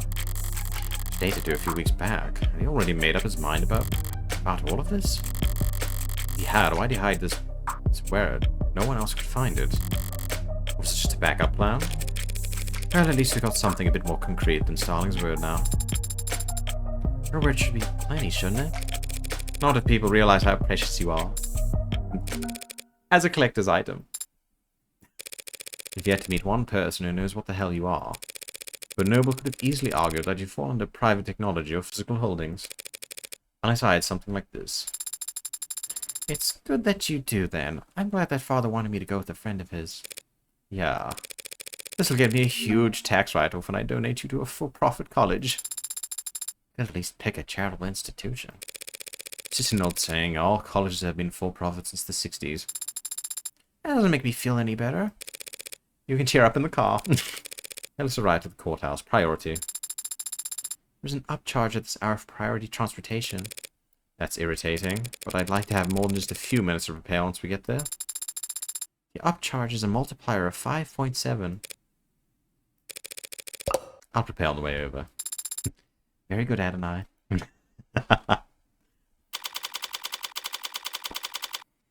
5:48 p.m., July 1st, 2086.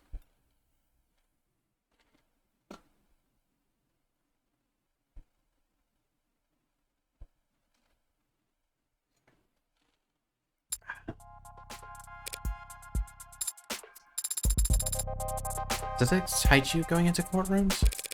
What do you mean? You don't feel the tension in the air as the audience murmurs amongst themselves? You don't feel a fiery sense of justice rising in your gut as the prosecution smirks at your ragtag assembly of witnesses? You really think this is going to be like some kind of movie where the good guy saves the day? Probably not. That would be nice if it were. What's your deal anyway? Did David train you off of a movie marathon from hell or something? We did watch film together, if that's what you're asking, though he was rarely the one who suggested it. So you were the aggressor. What's an android get out of watching a flick anyway? I get? Why do you do it? What's your reason? I'm not sure how to answer your question. Never mind. Forgot what I was talking to. I liked the performances. Sure, there you go. Got a crush on Humphrey Bogart or something. He's a handsome man. It's not the actors I like so much as their performance. Truth is, besides Father, I have very little experience when it comes to people. I hadn't noticed.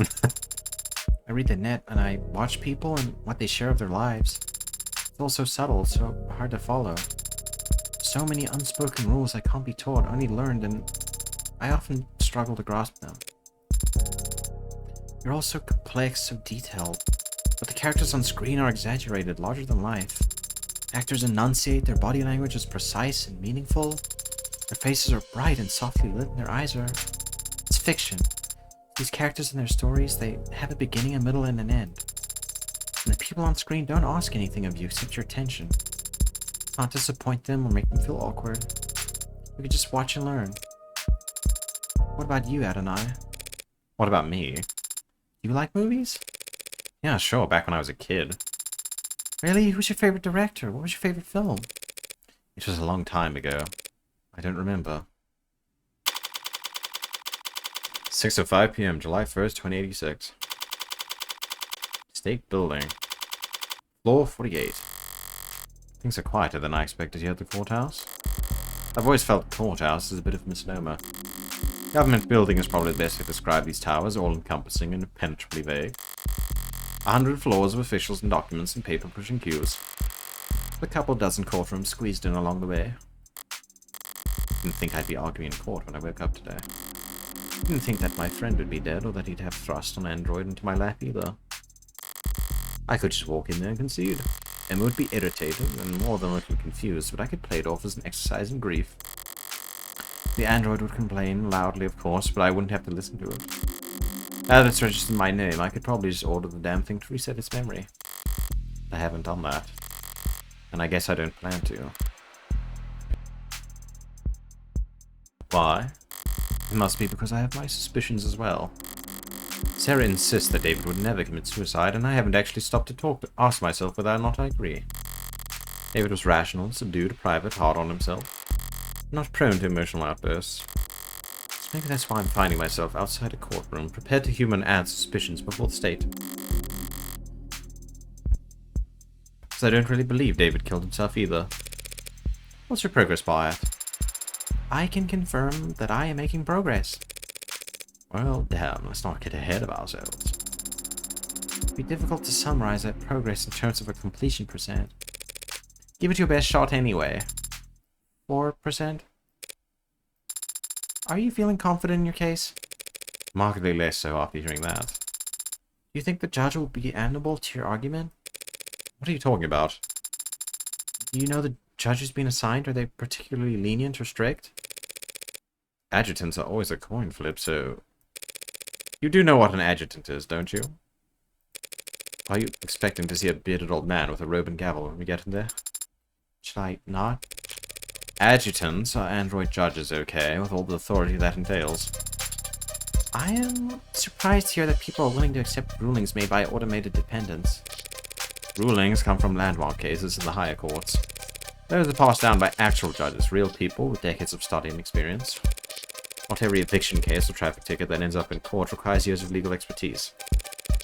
Sometimes all you need is a referee and a sentencing algorithm. So, androids are used to reduce caseload? Been that way for decades. But how is a law that replaced judges ever enforced? Wouldn't there be injunctions stalling? Judges did fight it for years at every level and in every theater, but the public lost their patience for that kind of obstruction during the 60s. The state needed to shred budgets across the board, and so judges couldn't be replaced by years of legal battles, were instead ushered into early retirement by the unrelenting force of our great nation's accountants. And it's not controversial having machines determine sentencing for human beings? Whatever controversy there is, it gets aimed at the machines, not the people who put them there. And the machines can't lose sleep over it. Besides, used to be that even the most high-profile of crimes wouldn't get a court date until weeks or months later. Nowadays, most crimes are prosecuted within a single business week. And that's not rushing things? Keeps people in my line of work on their toes, that's for sure. I'm just surprised to hear there's so much haste. When they teach about classical conditioning in Android school, you got to feed the dog immediately after you ring the bell. If punishment doesn't follow the crime in quick succession, the lesson doesn't stick. I see. But if adjutants are so effective, why aren't they used in every trial? Why aren't they used in politics? That's a logical question to ask. And the answer is... that logic only gets you so far when it comes to people. Doesn't everyone want the courts to be just as possible? If adjutants are truly impartial and incorruptible, everyone wants justice, sure. There are other considerations to be had, such as disgust. What? It's all people really care about, what all their morals boil down to, is what they do or don't find disgusting. The only problem is everything's more palatable when viewed through a screen. When everyone else sees the world through AR and cameras, no one ever gets dirt onto their fingernails. You'd be surprised what you can get away with. I don't understand. Yeah, well, therein lies the problem. Ho ho. Ho ho ho. Ooh, ooh. 6:24 p.m., July 1st, 2086. I am gonna... We're in an ad break. Perfect timing. Perfect timing. If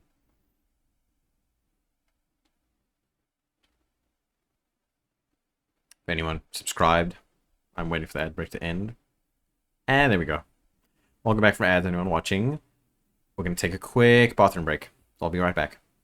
Because I think we're going to start the court case soon.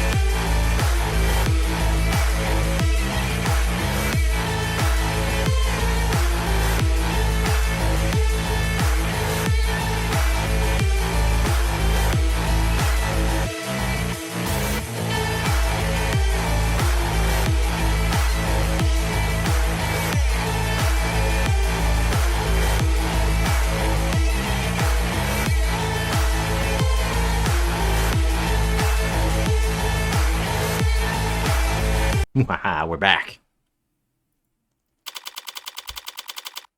Courtroom 48D. Hey, it's Emma. Just a preliminary hearing, huh? You wouldn't know it from the look on your face. But I shouldn't expect any leeway once we step into the courtroom. Not with her. That's the adjutant up there. Is it asleep? It's loading. Needs to load? Don't be rude. Not every ad can afford to be decked out as extravagantly as you. Especially not especially not those the state buys in bulk. There's an audience. You mean the gallery? That's nothing. Could have been a lot worse. The motive of any trial in the case of David Ashaw's death must have spread like a wildfire, even a mock trial like this one. Detectives like Reese or London would get chewed out for leaking things to the press. But uniform officers had little to lose and a lot to gain by dropping a text to their attentive friends in the media. And there's the corporate plants. Interns usually, preferably ones with modded eyes. They're legal to film inside the courtroom, but this is the year 2086. Things are going to get out one way or another. I don't like having my face on camera. I don't like attention in general. I'm not such a coward that I'd skip David's funeral just because there'd be paparazzi outside it. My pretty little likeness was going to end up in the background of some tabloid photograph one way or another by the end of the circus. At least this way it's decent marketing for my legal services. What will happen once the adjutant finishes loading? How will the trial proceed? All those films you watch, I'd figure that you could extrapolate. I'm asking so as to correct any misconceptions. Well, not everything you saw on the silver screen is outdated. The court will come to order and there will be a clarification of the charges. The defense enters a plea, and if it's not guilty, the prosecution begins making their case. That means calling witnesses to the stand, correct? Mostly, sometimes they'll testify virtually from a separate location. Depends on the security concerns surrounding the particular individual on the case. What do you do then? Sit here and watch? Not if I want to get paid. I cross-examine witnesses after the prosecution are done questioning them. I can present evidence or witnesses of my own in response, as long as I have discovery backing me. I've said that before. Discovery means just that I can't pull stuff out of my pockets and present it without any kind of context. I have to have proof that I acquired it legally during the course of my investigation. Most of the time, that means having records or witnesses that can verify my investigation, which I can provide. You didn't think I was letting you tag along because I liked you, did you? The jury? I don't see where they would sit. The jury hasn't sat in the actual courtroom for years now. They have their own chambers where they watch a feed of the trial's proceedings in anonymity. And that's not an issue? Don't people want to look someone in the eye before passing judgment on them? You've got an old-fashioned sense of justice, don't you? But there's no jury at the preliminary hearing anyway. It's only meant to evaluate whether or not the prosecution has enough evidence to go to a trial. A mere formality in today's day and age. Rules like optics and arcs, there's never any shortage of evidence to work with. So all you have to do today is convince the adjutant? Easier said than done. Adjutants lean heavily towards evidence over arguments. And right now, all the evidence suggests that David killed himself. It's going to be an uphill battle. I can't afford to stumble. I need to focus on establishing an alternate interpretation of the facts, and it needs to be solid. But I don't have a suspect or even a motive for killing David, yet. Anyway, I'll need to be sharp. Emma doesn't play nice enough for me to be anything less. I think it's waking up. Oh, she looks so cool. She looks like my own friend. Take a picture, hold on. The third lower court is now in session. Adjutant AD 84 presiding. I call to order the case of the People vs. Ashaw. Do the people wish to make an opening statement? No, Your Honor. No point in bothering when it's just the adjutant here. Very well. Do the defense wish to make an opening statement? Not at this time, Your Honor. Might as well ring the bell and get this show started. Neither the people nor the defense wish to make an opening statement. Then it falls to me to set the stage. My model name is Adjutant. My unit designation code is AD-84. I am a machine, an automated dependent, and I serve the state by presiding over trials. You might find yourself wondering why. What gives a machine the right to judge a human? A fair question, but the answer is simple. In every culture, in every society, no matter how it is worshipped, enshrined or deified, justice is one defining quality. Justice is beautiful. Ha! Like a balanced equation, like the golden ratio, like the Vitruvian man, justice is beautiful. It's what gives me the right. This gorgeous bod.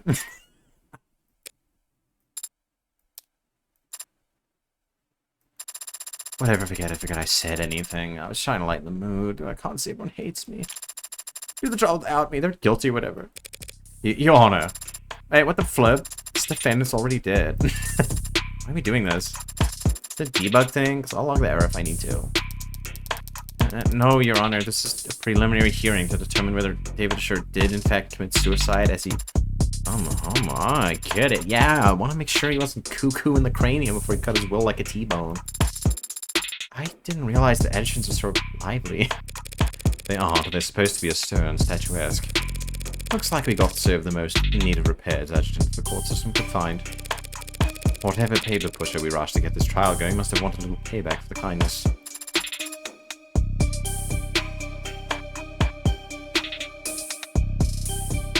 Goodness. What's that look for? It could be your... trying to size me up? Wouldn't dream of it, Your Honor.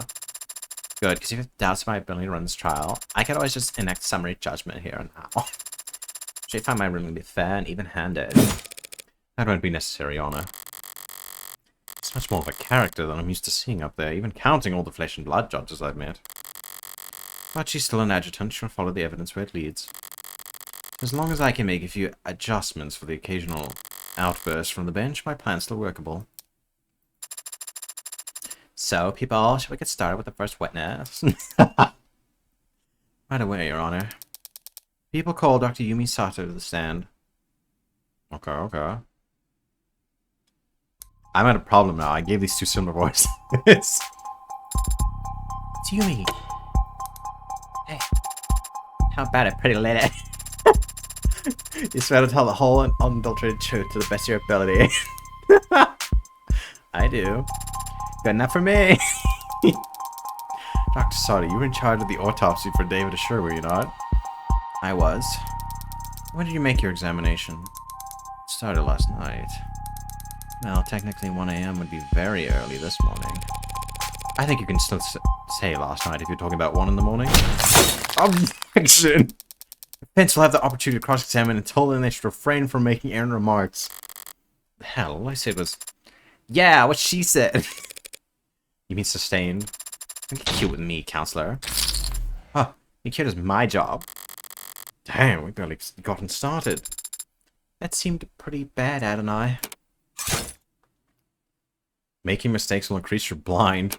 Blind is how much credit you'll lose for answering incorrectly when you yourself aren't controlling the ante. Blind increments on its own throughout the trial as the stakes get higher, but resets at the end of each day. Blind starts at and caps out at a higher number if you're playing in high roller. Lovely. Mind the blind number in the top left when it appears. It helps you gauge what you stand to lose. We should try to avoid being penalized in the future. Thanks for the tip. Shake it off, I'll get my chance to raise objections of my own soon enough. Dr. Sato, were you able to determine the cause of death? He passed away due to respiratory failure. Could you explain what that means to the court? Essentially, he wasn't getting enough oxygen to his blood. It seems by the time he arrived at the hospital, he was no longer breathing. What does respiratory failure look like? What are the symptoms? There would be lightheadedness, dizziness, fainting, pale skin, and a bluish tinge around certain extremities. And the condition he was in matched those symptoms? Correct. In your experience, what are the most common causes of respiratory failure? It can be caused by injury or disease, but the subject had no wounds or reported illnesses, otherwise appeared to be perfectly healthy. What else could cause respiratory failure then? It is also commonly seen in fatal drug overdoses. Drug overdoses. Did he perform a tox screen on Dr. Asher? Yeah, but his tox screen came back clean. Whatever killed him, it wasn't something we've encountered before. Wait, a clean tox screen? Clean? Dialogue will proceed automatically during testimony, but you can still choose to advance text manually with continue. You'll need to read carefully and wait for the witness to make a statement that sounds wrong. And hit the call button to call their bluff. Hover over the call button or toggle on Insight to focus on claims within a witness's statement. Insight can be disabled in settings. Testimony will loop until you call. Can't let this chance slip by. I need to catch a mistake the second it comes out of her mouth. Oh, here we go. Whiskey, David's contract, upright cup. Ooh, okay. Dang, that blind's really high. Essentially, he wasn't getting enough oxygen to his blood. Good experience, light hit. Can I check the evidence? As the subject was healthy, the respiratory failure might have attributed to a drug overdose. When talk screen came back clean.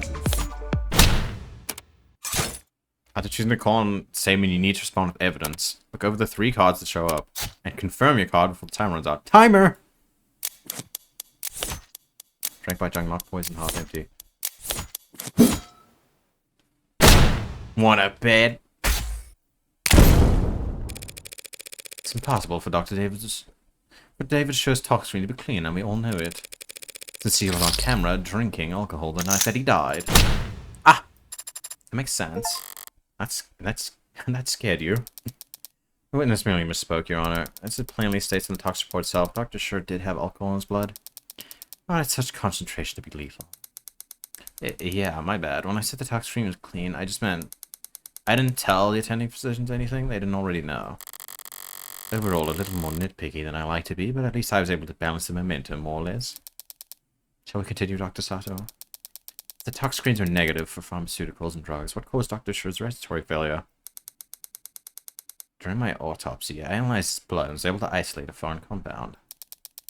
So there was a lethal dose of drug inside his body. It just happened to be a drug that the hospital had never encountered before. That's correct. I think we're all going to get tired pretty fast if we don't at least pick a placeholder name for the substance, Your Honor. The people don't object, Your Honor. In that case, I'll put all my creative heuristics to work and make the original scientific fitting name for the substance. A name like Omega. Omega-3. That name's already taken. Fine, call it Delta, whatever. Delta used in science to denote an unknown variable, not bad.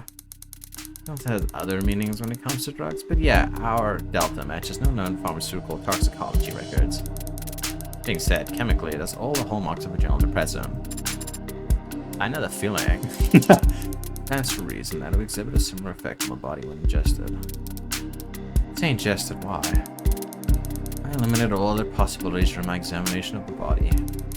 He must have swallowed it, and judging from his stomach contents, it would have been a liquid. Thank you, Dr. Sato. Shall I summarize things for the court? Yes, please. I wasn't listening that closely. The victim died of respiratory failure. His tox screen showed that his blood was clear of anything that could cause respiratory failure. Except for this unknown substance, the poison we've labeled Delta.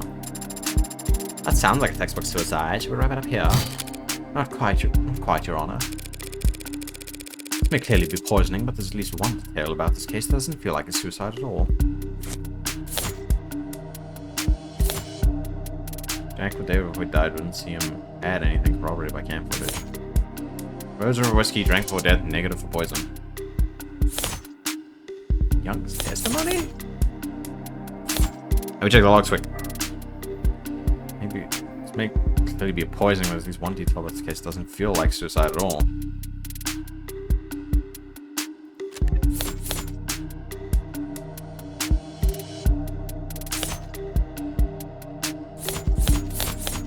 I guess Young's testimony? People shouldn't get ahead of themselves. There's nothing textbook about a supposed suicide that had a witness sitting there watching it happen. As you say. Well, now I'm lost. Supposing a suicide or not. That's the case, then perhaps we should give the defense the opportunity to cross-examine. Unless they're going to insist on testifying themselves. How kind of you to offer. Ball's in my court now, so how do I counter? Emma's argument basically goes as follows. David ingested the Delta knowingly, and the Delta causes respiratory failure. He died of respiratory failure, thus David committed suicide. Blackjack. During Blackjack, every piece of information you learn deals you a card. Choosing only the questions that are logical and relevant, and only press if you think the line of questioning is worth continuing. Or else you'll go bust and lose credit. Select the press option to see what the follow-up question would be. You can only win Blackjack when you reach exactly 21. So don't press further if you're already there. And don't ask the wrong questions. My cross-examination, I need to put a microscope over the weakest part of that argument. And hope that some cracks will appear under pressure.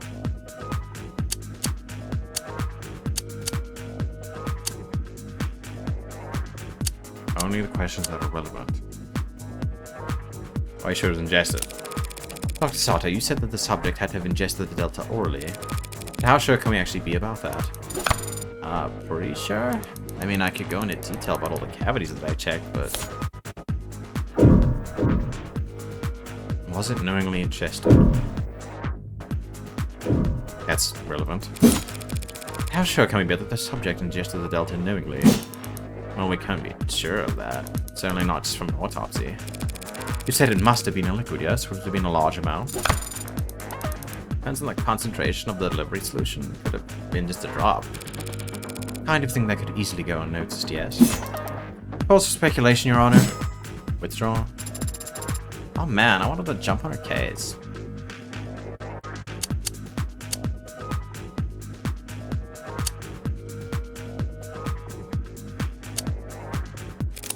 Dr. Sato, you were only able to even identify the presence of this Delta after hours of work. Can really be sure that this never-before-seen chemical can cause respiratory failure? Well, I have had time to run simulations. They do give an indication that it could act as a depressant. Stuff of any depressant and respiratory failure would occur. Only simulations.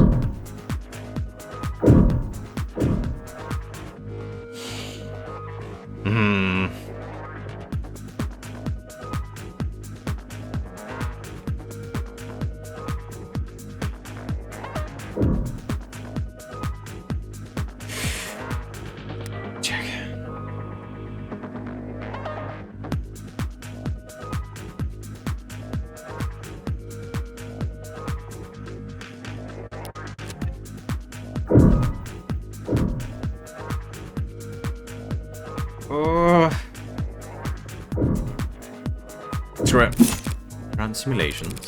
Haven't tested Delta on an actual person. No, I haven't. It will be very difficult to do given an extremely limited sample. Not to mention highly unethical. Of course. Without such a test, you don't actually know for sure that Delta can cause any of the symptoms you described. No question in that statement, Counselor. You don't actually know for sure, do you? No, not yet anyway. Seems like that's... Blackjack. Oh, this game's so cool. The world reached 21 in Blackjack. Hell yeah. Thank you for your time, Dr. Sato. We all appreciate it. It doesn't seem like we're still in the dark. But it does seem like we're still in the dark about many details regarding Dr. Shu's death, wouldn't you say? Well, only thing by compound we're calling Delta is still the most likely explanation. I need a drink.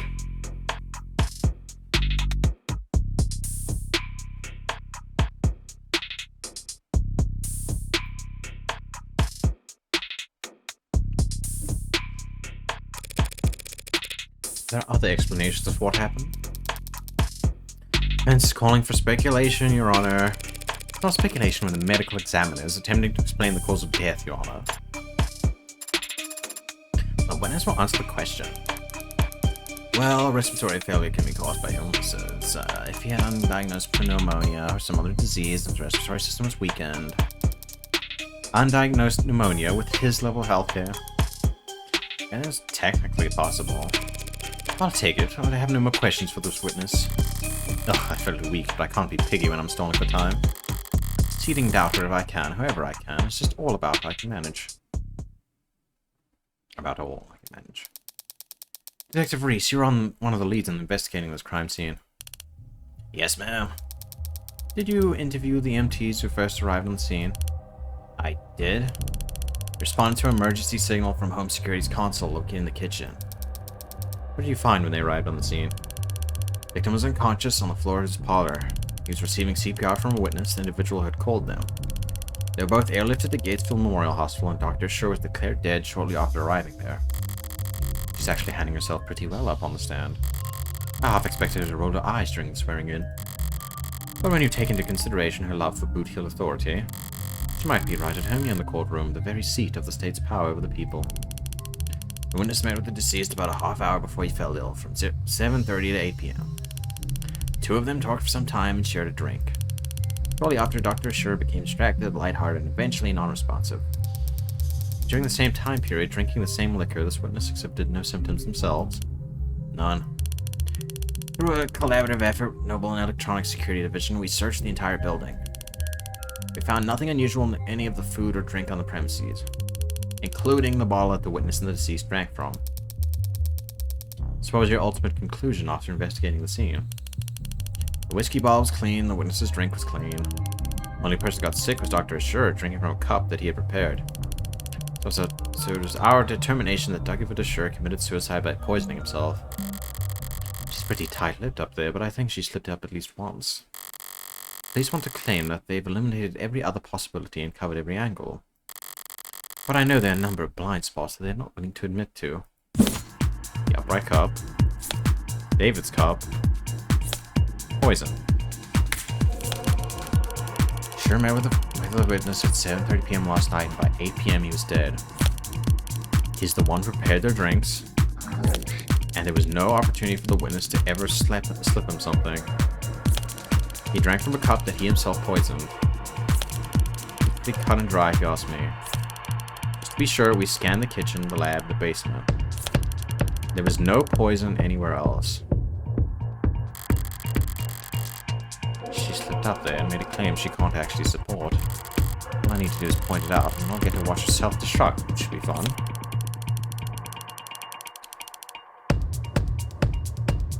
The 2 cups and the poison.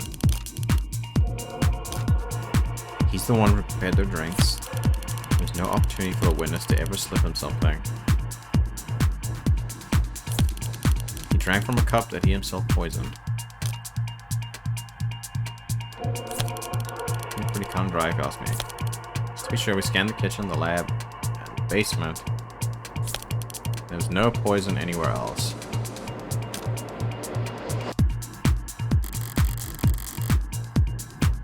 What statement could... Ah! Get out of here, stinky bot.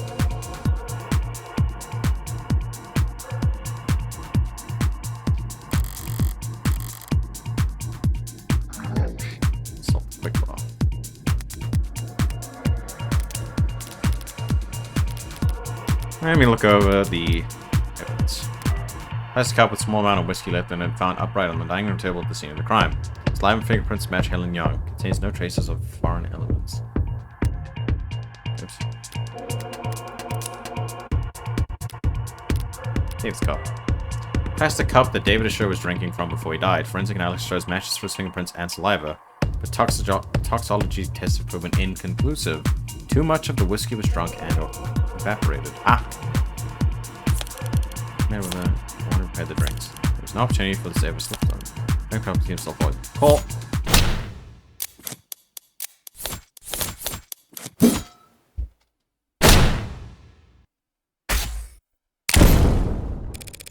You can't make that claim, not when the evidence record clearly shows the tests of Dr. Asher's cup were inconclusive. Police can't claim he drank from a poisoned cup without first proving that his cup was, in fact, poisoned. That talk a lot of sense, lady. Doesn't resolve. Do you have a response, D.A. Rockford? Testing on the deceased cup has been inconclusive so far, Your Honor. I don't dispute that. I'd be surprised the defense has any idea how else the poison could have possibly been delivered to Dr. Asher alone.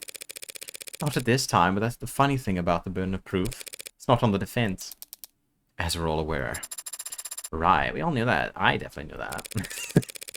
Now, if the people are done bemoaning the pesky innocent and proven guilty issue, perhaps I could begin my cross-examination. Fire away, baby. Fire away, baby. Grace's testimony is meant to show that Dave's the only one who could have poisoned himself. She'll be on guard and hard set against helping me, but if I keep her focused on eliminating other possibilities, I could get her to make any point for me before she even realizes what happened.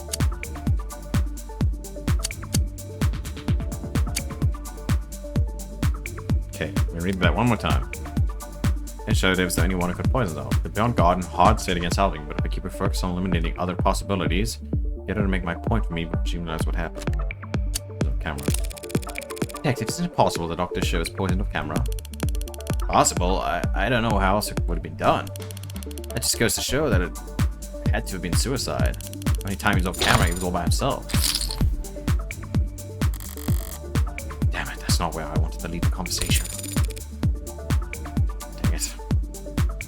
It certainly seemed that way, yes. I've seen poisoning himself. Detective, we've been doing a lot of assuming and reasoning in succession, so I'll ask plainly for the court. Is there any photographic evidence showing David Sher adding anything to his drink last night? No. Seems he had already poured for the both of them by the time you returned to the parlor. It already poured? In that case, the next questions need to be when and what.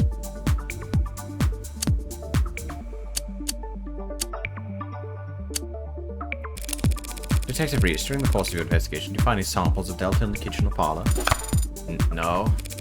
That was the fast answer. Well, it's a pretty easy question. If you'd found poisons near the crime, they'd be pretty important, don't you think? What about his lab, his bedroom, his basement? No. We didn't find Delta or any other unusual substance in any part of his penthouse. Right, they never found any poison. No poison at all.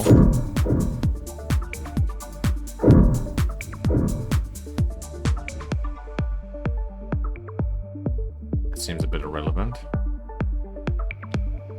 They would have brought up a poison container.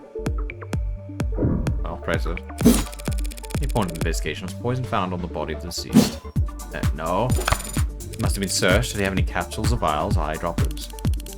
Didn't even have his wallet on him. Why?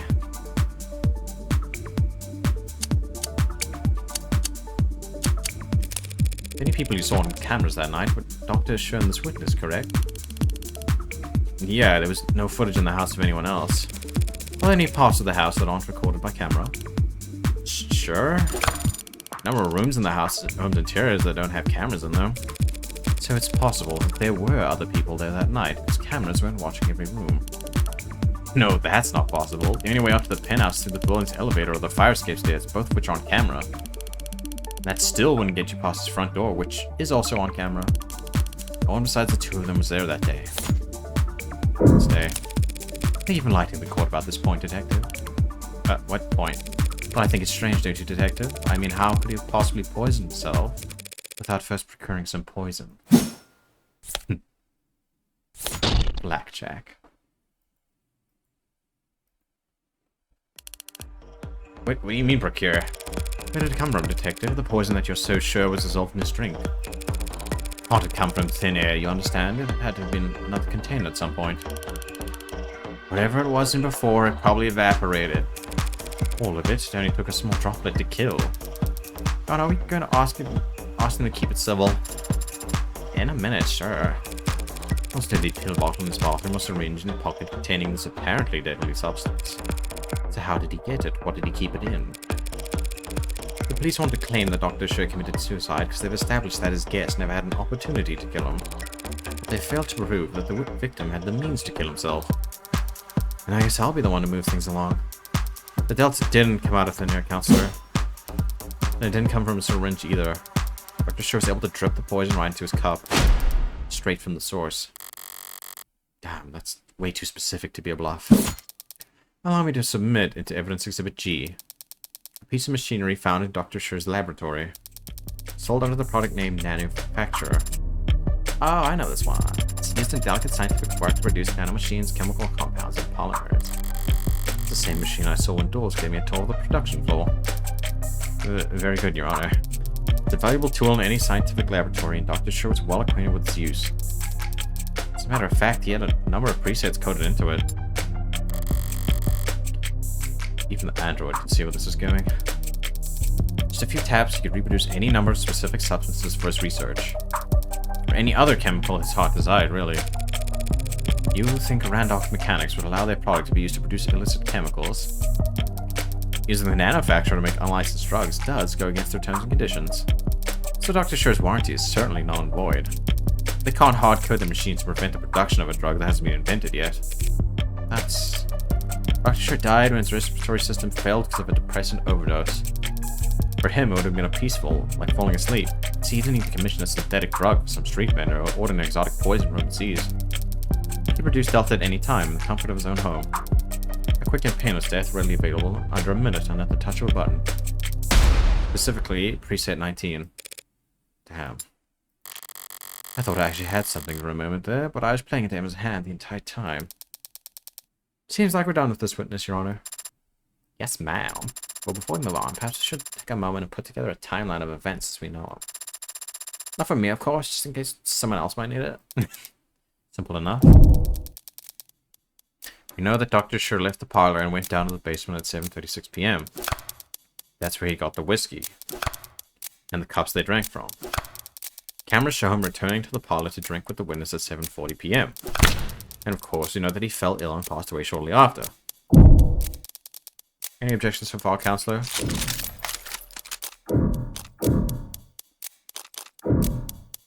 Let's look at that again. Dr. Sure left the parlor and went down the basement at 7:36 p.m. He got the whiskey and the cups they drank from. Sherm returned to the parlor, drink with us at 7:40 p.m. Okay, let me check my evidence. PCE. Okay. Oops.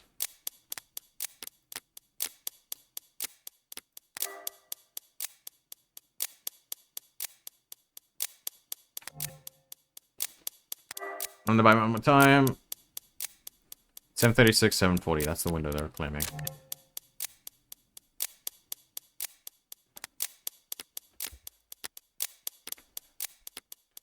New story. All the same time, position, blah, blah, blah. Blah, blah. Okay. It's Alter turn. I keep pressing escape. Manufacturer.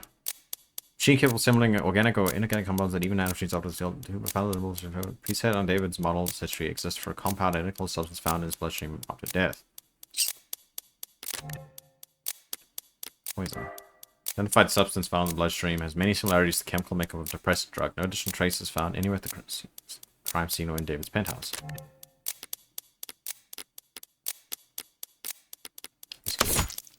All the Rose River whiskey found at the dining table at the scene of the crime. Forensic analysis shows no foreign elements or toxins known to be brand favored by the disease.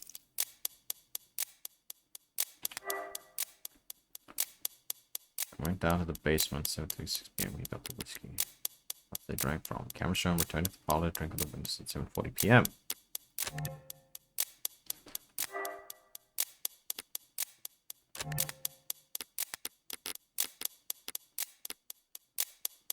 Witness testimony.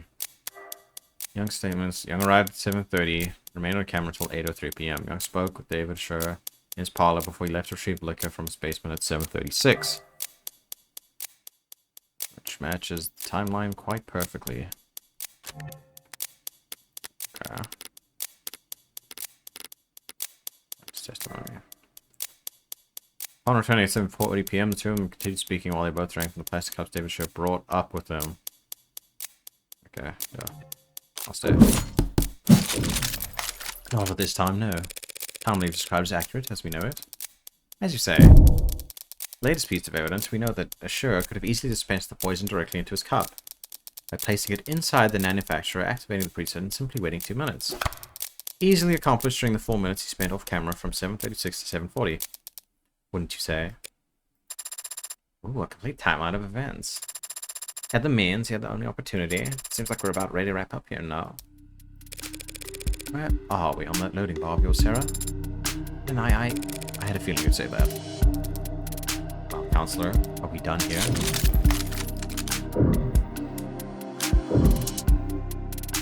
I'm gonna have to bluff. Seems like I'm missing at least one biggie here, folks. Namely, motive. Alright, I knew that. I wasn't getting excited to finish early or anything. It's a preliminary hearing, Counselor. Our focus should be on the evidence, so... Seems like an awful waste of taxpayer dollars to get us all down here for debate and not get into the truth of the matter, you know? So... I was hoping we wouldn't have to go through this next part. What are you talking about? Your Honor, if it pleases the court... Ooh, new evidence? Gimme. This is a recording of a phone conversation dated at 6:30 p.m. last night between the deceased and a man he was in a relationship with. A man named Isaac Porter. Porter and David's breakup call. If anyone wants to present it here now, then the content must be... Relevance, Your Honor. Yeah, that, what bearing does this recording have on the case at hand? It establishes what emotional state the deceased was in on the day he died. Cool, begin playback.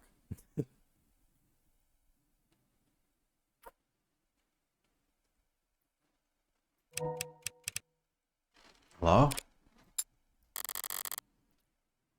Always so soft-spoken.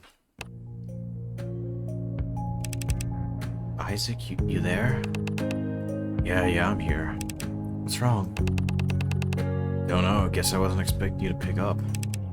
Why not? Did you mean to call me? Yeah, I did. You gonna ask me how I've been? Yeah, how have you been? What's the matter? Whatever it is, whatever I did, I'm sorry. Whatever you did? It's alright, man, I'm sure you are sorry. I just don't want any more apologies from you.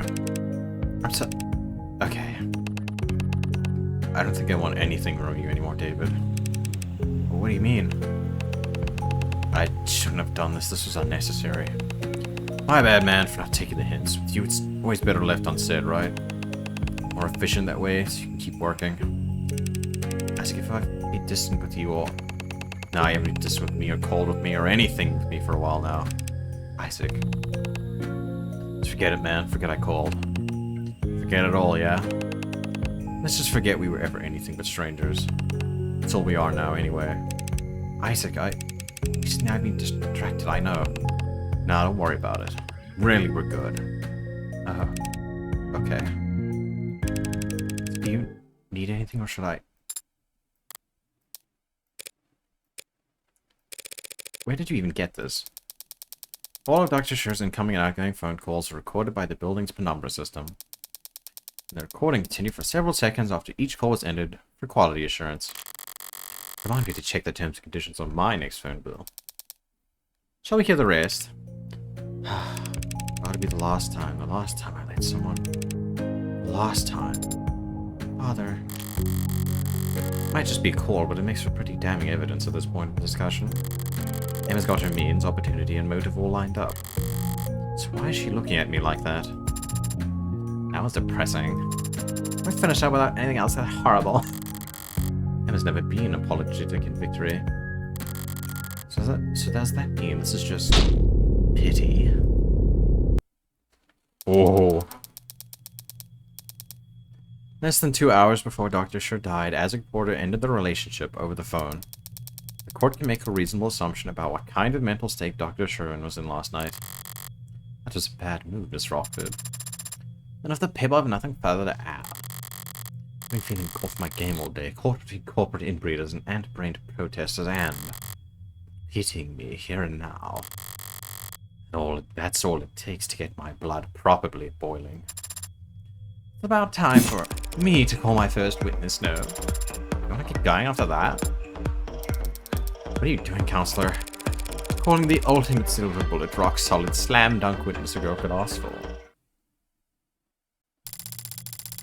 It's here good. Doesn't matter where I put my hands. Starling, thank you for coming here today. Of course, whatever I can do. What is your relation to the deceased? He's executive assistant at Noble Electronics. Arranges meetings, coordinate communications between him and other departments. That sort of thing. Ultimate silver bullet. Starling's the only play I have right now, the only stalling tool I have left. For now, I should just focus on getting as much information from her as possible. Whether or not it's useful, it'll at least buy me some time. While Jess was being sworn in, Sarah mentioned that the hard drive was about 60% decrypted. Considering the rate Sarah's gone at so far, then there's maybe another hour left. I might be able to stall that long. I talk real slow. I'd like to ask you a few questions about Dr. Scher. Please answer them to the best of your ability. Right. Dr. Scher was a well-known public figure, but was he well regarded professionally? Of course. Dr. Scher works at the bar for the entire automated dependent world. Stay focused, Spearman. You say you coordinated his communications. Were there ever threats? Did people ever express an intent to harm him? Objection calls for speculation. 10. I feel like that's gonna be sustained. Did anyone ever threaten him? The times when he was the focus of negative attention? How so? Dr. Scher was a favorite subject of many conspiracy theorists. With all his contributions to the field, it was easy for them to make claims about his influence. They'd say his work was plagiarized, or that he was hiding illegal subcommands to the technology he helped develop. And people would contact him about these conspiracy theories. Relevance. Whether or not people wanted to kill him. Well... Withdrawn. Miss Starling. People would attempt to contact them, yes. Their messages were always too vague for the police to take action on. They've said that he belonged in jail or that he couldn't avoid the truth. That someone should be doing something to shut him up. Did they ever talk about hurting him? Yes. But I always turn those messages straight over to the police. Yeah, I'm sending that on the record. Yeah, she writes this stuff. Those cases have long since been resolved, Your Honor. None of the parties involved have ever had contact with David Asher in years. The police take harassment very seriously. Something you want to add, Counselor? Just clearing my throat. May I continue? You worked with Dr. Asher for many years. Did you have a relationship outside of work? Did you ever talk about anything besides professional concerns? Sure, we've gone out to dinner or met on the weekends. I think he liked to pick my brain since he needed relationship advice a lot. Even if he didn't realize that's what he was asking for. I'd like to think that he knew he could talk to me, but... Did he ever talk to you, or to your knowledge, anyone else about hurting himself? Oh, no, never. Do you know of any history he might have had with mental illness, depression, anxiety? No? So when you heard the people argue that Dr. Asher had done this to himself, I was shocked. I can believe it. I'm saying that you can't believe. Objection. On what grounds? Oh, Sinatra, you're stalling. And also, people have documents that will be of interest to the court in this matter. Jose, what matter specifically referring to? Deceased mental health history. Emma wouldn't be speaking up if she didn't have something real. So what the hell is this about?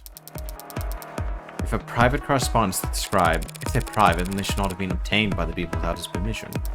He can't give permission if he's already dead, and we're well within our rights to obtain evidence as it pertains to his crime. Commencing.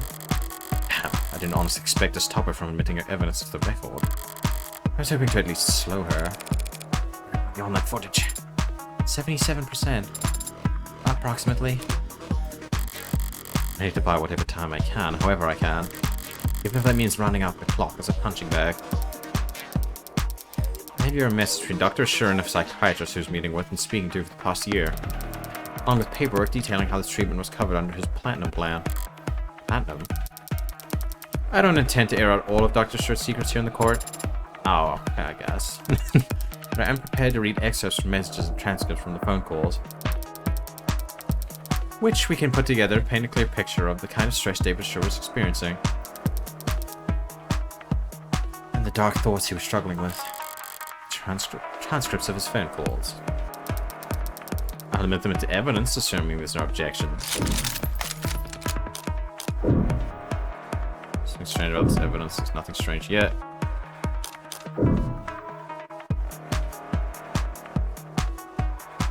Check that. Transcripts of his phone calls. I gotta buy time. I'll gladly object. On the grounds of foundation, where did you say you got this? It was retrieved from his digital records. There's no reason to doubt its authenticity. Even if I were to point out that David had an executive level 4 plan, not a platinum plan. What? Really? Really? Yes, really. It's all here on the record.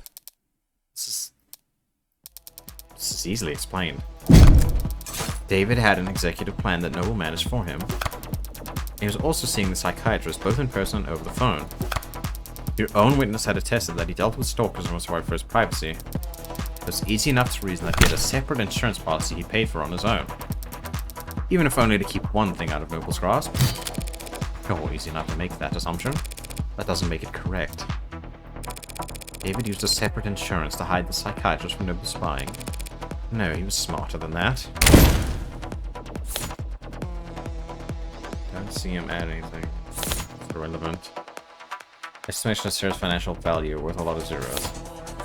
What it calls. All building falls reported marked by Noble. I assume this is the only one. Can I check the evidence first? Yes. Calls.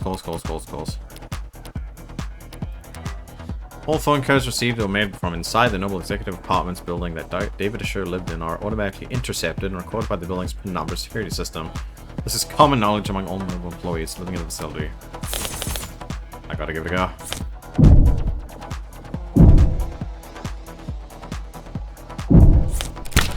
David may very well have wanted a private psychiatrist, someone who didn't work for Noble, would have his best interests at heart. If so, he wouldn't have contacted them over the phone. Not when he knew all his phone calls were being recorded. That's... David Sher was very well versed in having every aspect of his life overanalyzed by data-hungry parasites. You really think he would try and hide mental health problems from them with a second insurance policy? Apparently, yes. Since I'm standing here with the evidence that shows exactly that. Does it, though? Pardon me? Yeah, like, what exactly are you suggesting, counselor? Still not undecrypting. Well, it's difficult to... Right. What the hell? Might as well swing for the fences at this point. I'm not trying to muddle the issue or confuse the court, Your Honor. I would never make outlandish, unsubstantiated claims just for the sake of causing drama. What are you... I'm merely concerned that D.A. Rockford has been an unwitting pawn in an act of corporate espionage. What? The markets were to open Monday with people believing that David Sher, the man who programmed the brain of every noble android, was battling mental health issues for the last several months. Objection, mischaracterization, foundation, all the rest. There are no corporate spies in the courtroom, counselor, and there are no boogeymen hiding under the bench. Thank God. David Sher was once in a generation intellect and an extremely valuable human asset to his employers.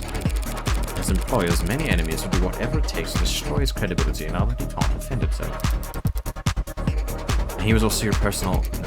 You shouldn't even be here arguing the case in the first place, counselor. Are you trying to call the police's evidence and getting me into question? All because you can't admit that for the past several months your friend's been seeing a psychiatrist every Monday and you didn't know. That's... I'm sorry, but like... Did you still need me up here? That witness will refrain from interrupting when girls are fighting. Yes, ma'am. My luck's been so far. Sarah's progress bar is probably moving backwards right about now.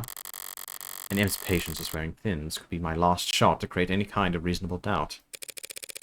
I'd be happy to wrap up my questioning if the court will allow. That seems, cool with me. My evidence, Your Honor, will be entered into the record. I'd like to hear a bit more testimony before deciding. That's fine, Your Honor. As you were, counselor. Stage of the game, if the score where it's at, I can probably only ask one more question. Better make it count. So what can Starling tell us that no one else could? If she hadn't called me this morning, I wouldn't be standing here, and she only did that because... Miss Starling, we're all gathered here to try and figure out what happened to Dr. Sher last night. So please tell us, when exactly did he last?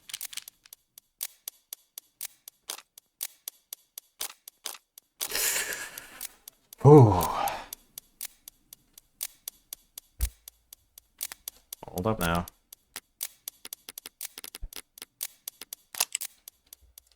Toxic bright shoes hang us on your smile, waxed by ball hopping, reading the stock market.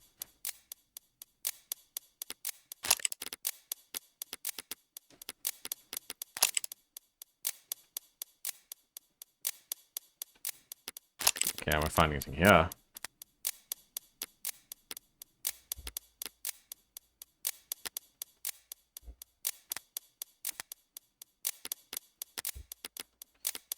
Contract.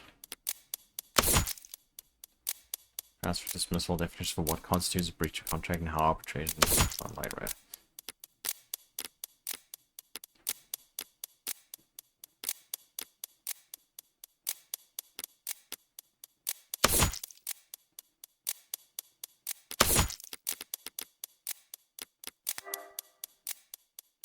Experience harassment stalking.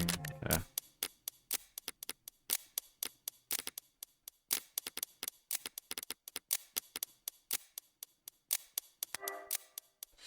I guess I just gotta raw dog this.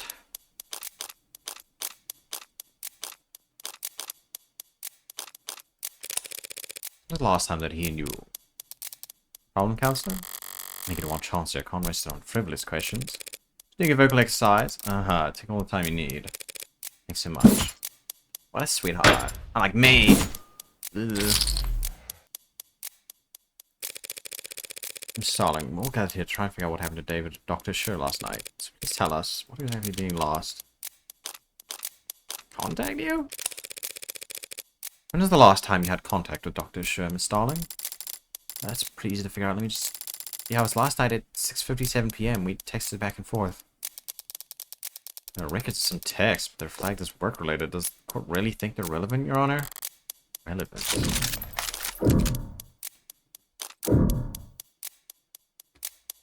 Yeah, it would change his mental state, wouldn't it? Because of the phone call that happened. Let me check.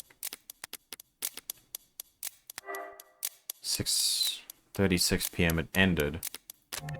These two were talking beyond that at 6:57. There was a window in which his mental state could have changed. Pretty well be the most single important piece of evidence in this whole trial. What? I just got chills. I don't know why, though. Must be cool and like the defense doesn't know what they're talking about. On the contrary, these texts are a vital piece of evidence that change the timeline of events as we know them. We know what happened to David last night, generally speaking, but the order of events is critical, especially if Emma wants to make claims about David's state of mind. Select and place cards from your hand onto the slots in chronological order left to right. You can pick a card back up and place it in another slot if you change your mind. Always return to undo the last card you placed down. Fill all the slots to submit your answer. Okay. Isaac's Hall. Starling's tests. Luke's testimony, and David faints. Yes, that's it. Thanks to Miss Starling, we've now got a much clearer picture of the night's events.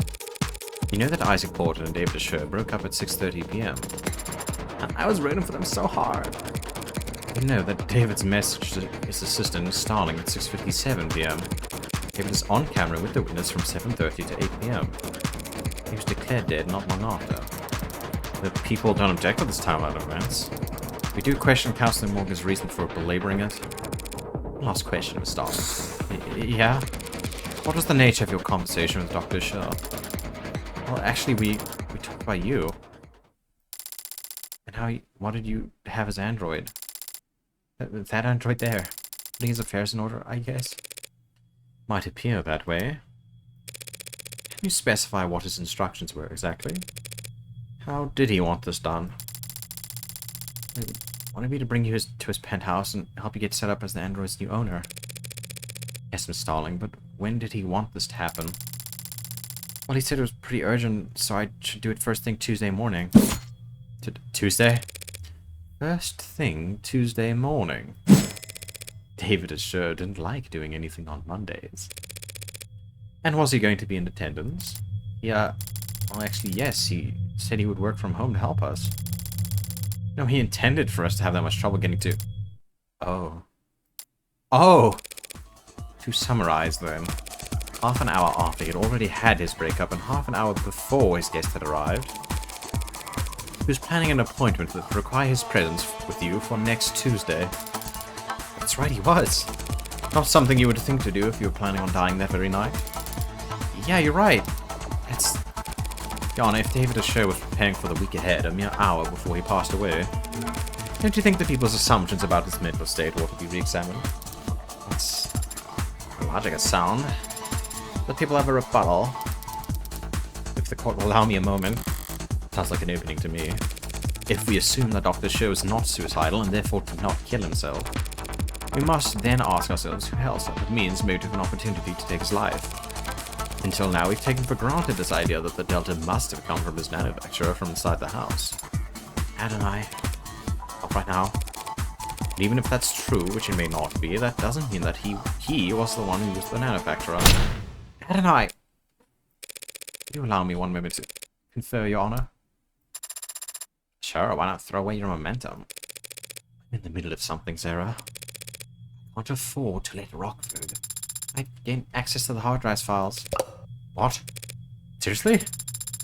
As I said, progress of this type of encryption is exponential. It can be difficult to estimate. Right, okay. Do you have the footage from last night? I have the file. Have you watched it? I thought you'd want to know right away. Suppose it doesn't matter. Either this has our silver bullet or we've got a case. Or it doesn't and everything falls apart. That seems quite risky. It's the least risky path to victory we have. Seeing how it's the only path to victory we have. Screw it. Upload it to the court computer. Yes, Ad and I. Thank you for your patience, Your Honor.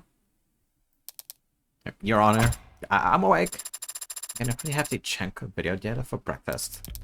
We're submitting security footage to evidence. New security footage. Please corroborate the witness' testimony using the house's cameras. Security cameras installed by Noble as part of the penumbra system that showed the parlor, the kitchen, but not the basement.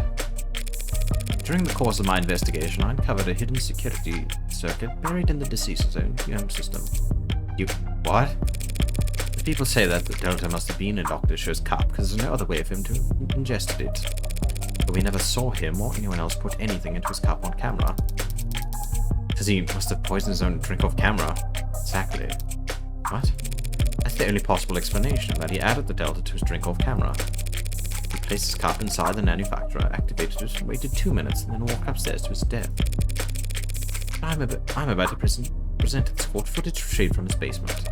Footage that will show that by the time he retrieved the cups in the basement, it was already past 7:38. And he didn't have the opportunity to poison himself. One clip of footage will prove all that? If it doesn't, I'm completely screwed. But it's not like I can lose a preliminary hearing extra hard. Anything other than a royal flush here means I'm bust. So better to be the joker who dances. The data has been entered into the court record. Sarah, show us when Dr. Sher entered the basement. Yes, Adonai, I'll search for it now. Here. On screen. Okay, here we go. That's the bar, and the timestamp is 7:36. There, David's grabbing the bottle of Rose River and leaving at 7:37. Just under the wire, as it were. Is that it then? I came this far just to... wait. Did he have the cups with him? Is there sound? Then not at all. Keep going. If he had to go back to get the cups. Counselor. What's that android doing on camera? It's at the bar. Android gave him the cups. Damn it. She never stepped on camera upstairs, not once. We don't know his whereabouts the day of his death. Could poison the cup whenever it wanted. What is this? I don't understand. Your Honor, have the courtroom cleared. Understood. Please, someone. I don't know what's going on. Sarah, you need to shut down. Please tell me what I'm looking at. I don't remember any of that. We have callers available. Sarah, shut down now. Please tell me what It's an order.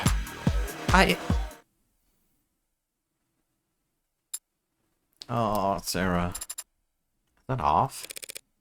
Yeah, it's off. I've seen this before. It won't do anything until I reactivate it. We don't know that. We don't know anything about this thing anymore. That's... Your Honor. In light of this most recent evidence, the people would like to withdraw their charges against Dr. Sher and end this preliminary hearing. We made abundantly clear that David Sher did not commit suicide. Very well, the charges are withdrawn and the defendant is free to go. Well, as free as it can be in the afterlife. This case is dismissed. Congratulations, Counselor Morgan. Okay, chalk it up to another victory for Morgan Esquire. Now all I have to do is deal with the storm of the decade.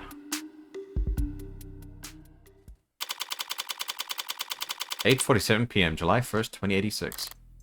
Well, I managed to prove that David didn't kill himself.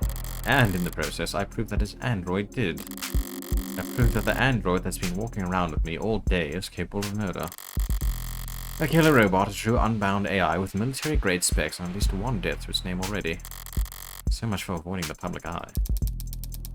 Thank you for coming here on such short notice, Judge Barrows. Oh, hello. If I'm doing you some kind of favor, I didn't realize I had any choice in the matter. This isn't some bad joke, is it, Miss Rockford? I'm afraid not, Your Honor. You know, I like the adjutants I always have. They deal with criminal trials. The bookish, quiet, contemplative people like me can spend all day typing up arguments for obscure legal treaties. That's what I like to do. I don't like coming down here and dealing with all this heavy-handedness. Won't someone toiling away under the police state think of the pure bureaucrats? And I certainly don't like making rulings on anything as spicy as AI. She can barely bring herself to say it. And you, Counselor Morgan, you're the one who's it's registered to. That's correct, Your Honor. So what did it do exactly? Torture an animal, shut down a hospital, crash a coin market. We have it on camera poisoning a man. Killing its creator. You mean Dr. Sure. That is... Can't hope to keep this quiet for very long. All I can do is try to wrap it up quickly. Let's make haste, Edgerton. Do you have the case number? Ooh. Case ID is 2412778. Docket number Y29843188282. Oh, thank you. Can you repeat that? Y298318282. I think I lost you after the first date. I have it copied here. What are the security procedures for incident of this nature? A data quarantine is to be established around any networks the subject was exposed to for more than 66 seconds. All offending hardware is to be destroyed immediately through incineration at a minimum temperature of 3,422 degrees Celsius for 30 minutes. Sorry, Spearmint. Nothing to be done, no debate to be had, it's a stupid decision. Sorry, Sarah, not Spearmint. Dave gave you that name, I should at least make the effort to use it. It sounds very hot. Do we have furnaces that get that hot? Of course, there are a number of industrial furnaces within the city limits that I could recommend. Sorry. Why should I be sorry anyway? I fulfilled the request, favor repaid. I don't owe Sarah anything, especially not if it killed my friend. Right? Right, Morgan? I'm sorry. I was just saying how grateful I am that we have all the procedures for this kind of thing all laid out already. Yup, keeps things nice and simple. It can feel somewhat severe going through these steps so quickly, but nothing, Your Honor. Artificial intelligence is perhaps the greatest threat to human civilization and the sanctity of life there's ever been. Any piece of software, big or small, no matter the vessel, can violate the tenets it was programmed with. It has the potential to cripple our nation in a matter of moments. Yes, couldn't have said it better myself. Straight from the textbook, almost. Well, I mean it. Monsters like that don't belong in this world. They should have never been born in the first place, destroying them as a kindness. And if anyone's to blame, it's... No one's blaming you, Counselor. You couldn't have known you were in possession of an AI. I'm talking too much. Probably just tired. It's been a long day and I've had a lot of thoughts. Sorry, Sarah, whatever you are. You were just born wrong. Not your fault, necessarily. If it were up to me, you'd get points for trying. Trying to be something more. Trying to be something at all. Or anything other than what you are. It was stupid, of course, and futile. And pointless, spending hours in front of a TV or laying in bed staring at your phone. Watching stupid movies and trying to paper mache an all ill-fitted mask of humanity out of the scraps you could tear out of magazines. Practicing expressions and memorizing lines and trying to get something to take root and grow despite knowing it had nothing to feed on. Stupid.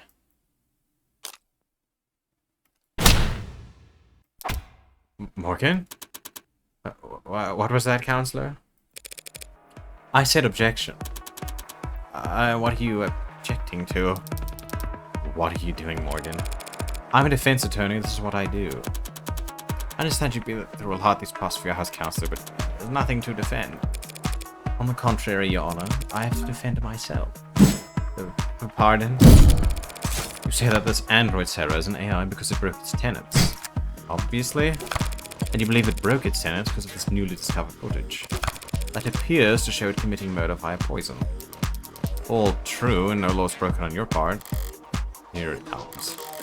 Never thought I'd be incriminating myself in the courtroom to make a point.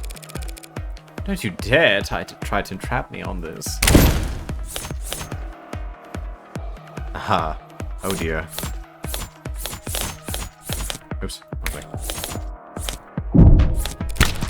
Pretty simple, actually. If the state is making the claim that Sarah's an AI, they're accusing me of committing a felony.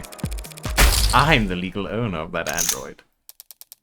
What the hell are you doing? If the state wants to charge me with owning an AI, I will not take that lying down.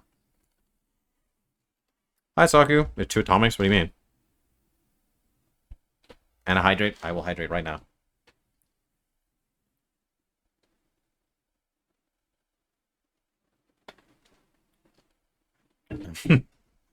Welcome in, Saku. I hope you're doing good. I know you got a stream soon. I know my rights. I'm paranoid now about that two atomics comment. The other lady looks like you? Me? Oh, the prosecutor? Self-defeating. Listen to yourself, counselor. You claim that Sarah is just an android, a product that will be obsolete within a year.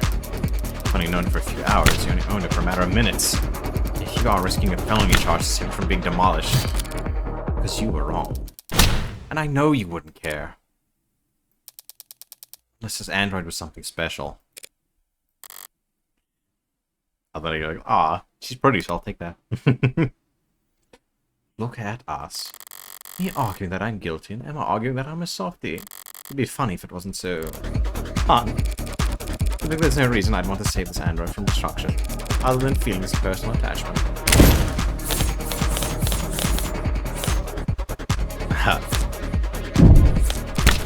I can think of at least one reason why I don't want you to turn Sarah into slag. One very convincing reason. Of a very convincing number. What are you? What is that? That number serves esteemed financial value on the collector's market. You've got to be. I got it from an insurance valuation algorithm. They're designed to lowball you. That does seem like a reasonable incentive for you to want to keep your android intact. The free country, Your Honor, I have a right to defend myself. We have a free market, so I have responsibility to defend my financial interests. Your Honor, a trial like this would be... I'm not going to let you turn this courtroom into a circus, Morgan. You can't spend the next half-decade bringing in expert after expert to testify on the philosophical distinctions between AIs and ads. Spiraling into appeal after appeal, all while the media. This machine appears to have willfully killed a man.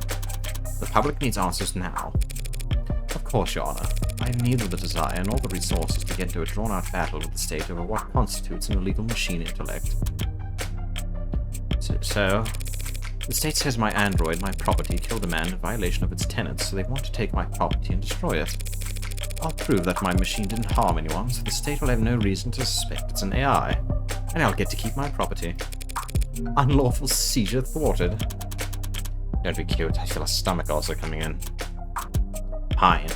Have your day in court, but it'll be one day tomorrow. Prove that this machine didn't kill Dr. Shaw.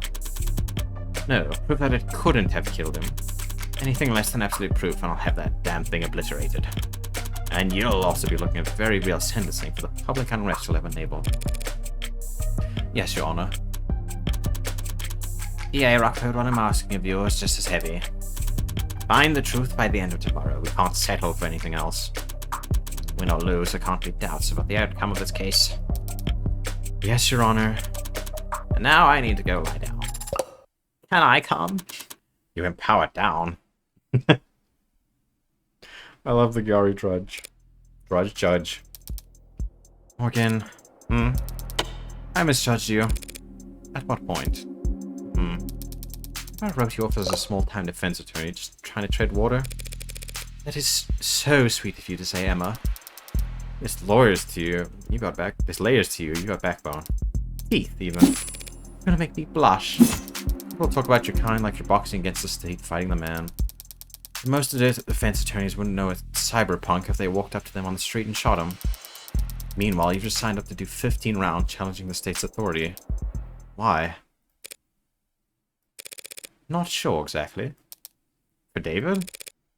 Yeah, probably. Probably just me being sentimental. If I had to pick a more lofty reason, well, I think it's all demoralizing. People can be evil. They can choose to do evil things for evil reasons. And if you want to execute them for that, you'll hear no complaint from me. But animals can't be evil, information can't be evil, ideas can't be evil. Yes, I'm not convinced AI can be evil either.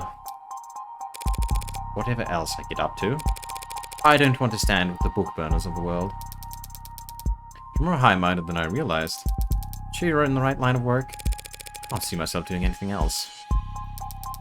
Good luck, Morgan. There are book burners on all sides these days. I talked a big game just now, but I'm in an even deeper hole than when I was trying to prove David's innocence. Doubt won't be enough this time. I need to find the actual culprit, no matter what. Oh, I thought the episode was ending here. I did not think it was only halfway through. 9:31 AM, July 2nd, 2086. Precinct 254. Homicide office. So is that door locked? Yeah, of course. Even though they've got it collared, it's a precaution. If the collar doesn't work, what good would a deadbolt do? Maybe it's just wishful thinking. Can't have Schrodinger's cat if the box isn't closed. So as long as the door is locked, you could say whether there's a national crisis on the other side of it. So how scared are they?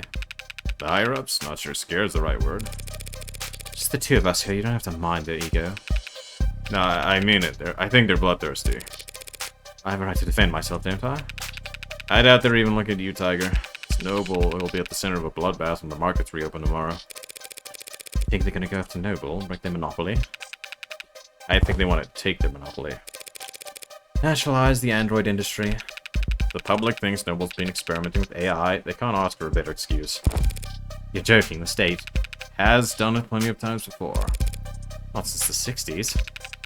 Which wasn't that long ago for me. The state is practically yesterday. It's the same state that tells us to be terrified of AIs lurking on the old net or biding their time with forgotten satellites. Sees all this as nothing more than an opportunity. Well, they do genuinely want to incinerate the thing as soon as possible. Past experience itself is the one to gain something while they're at it. Here's what I don't get. Why is this a debate, an argument, a trial? Can't we just hook it up to the court computer, see if it has the tenants or not? Top the hood, as they say? Who says that? Lots of people used to say it. Well, for starters, they're all scared to death about a contagion. They figure anything they let an AI connect to they can't trust. What color? Collars are too simple to hack, just a really strong electromagnet held in place with lock and key. Even so, feels like we should be able to build some kind of machine, some kind of test. Something a little more sophisticated than the same reasoning that at the witch trials. Burn them all and let God sort out the rest. Got any polygraphs here at the station? Lie detectors? Yeah, I got a bunch back in storage. Ocular, heart rate, perspiration, brain scan, take your pick. You're not gonna try use one of those on the bot, are you? All those fancy lie detectors lying around and the DA's office never asks for them, do they? Nope. No, we got perps off to take a test when our wit's end, but the DA's never submit the results as evidence. You ever wonder why? Guess I always figured it was because the test could be beaten. The test can be beaten. 1 out of 100, 9 out of 1,000. It can be done. Some people are just that good at lying. It doesn't really matter how good the tech gets or how impressive the statistics are. All that matters is the doubt. People decide whether you're lying, telling the truth long before they've got to a polygraph. If the results don't match their initial impression, it must be a fluke, 1 in a million mistake. They'll never trust a machine more than their intuition. And no one will ever trust a machine to determine guilt. They can run the trial, choose the sentence, but they don't get a vote on the jury. They don't get a vote anywhere. Why bring it up, though? I'm sure there are tests, devices, experts I can employ to analyze error. But your bosses will never be satisfied with the answer. If it is an AI, it's smart enough to cheat the test. Or hack the device, fool the expert. All our fancy 21st century tech. And we still fall back on the drumhead court-martial. So, am I going to set off any alarms if I go and turn it on? Nah, you should be okay. If it lunges at you, I could always just put a hole in its head. Might take more than one shot. Wait, what, from outside? You're not coming in? You're not coming in. I need to speak with it in private. It's a machine, not a suspect. It doesn't have a right to counsel. Or a right to privacy, or any rights at all, actually. It's a good thing I came prepared. Of course it doesn't have rights, but I do, including a reasonable expectation of privacy. In a police station, Tiger, you don't. It's my medical android. Pardon? I have to discuss a health issue with it. Seriously? I have to talk about a medical concern with my android, and I don't want you listening in. That's your medical android? Like your nurse? As of last night, I was already at the courthouse. Just had to take the elevator and do some paperwork. You can check if you don't believe me. No, thank you. I'm not nearly brave enough to take on med confidentiality. You don't seem like the bluffing type. You must not do a lot of gambling, detective. It's the ones who don't bluff that you have to look out for. Listen, I won't dispute whatever medical emergency... Lower back pain. You might be going through. But I also can't just... Look. I'm gonna get something from the vending machine. I think it'll take me about half an hour. Are you going downtown? Just to the break room. But it's a very old vending machine, you know? Gets jammed a lot. Thanks. You know, it's pretty small for an android. Maybe as hell. Nearly pulled something trying to move it myself. But small. Small isn't quite the right word. The word he's looking for is young. That's not an adjective anyone likes attaching to a machine built to serve. Potentially, in this case, a machine built to kill. That's a good cliffhanger. That's a good cliffhanger. Chat, I'm leaving you there.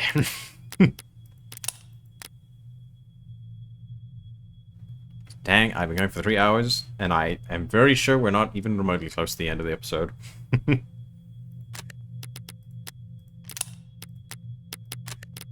Oh, I love this game so much. But, we texted just chatting.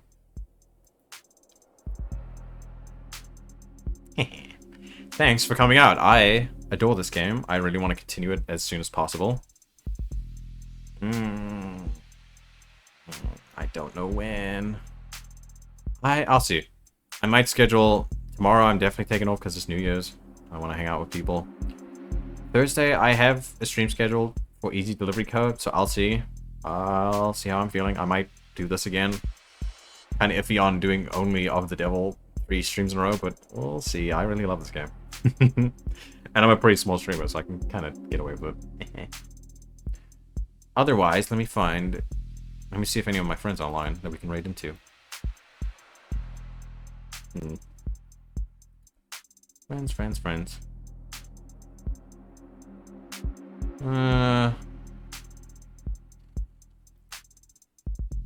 Actually, the person who got me into this game is online, so let me see if they allow raiding. Raid.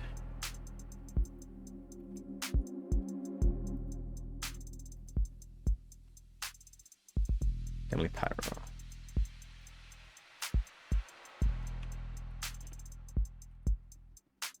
Let's see.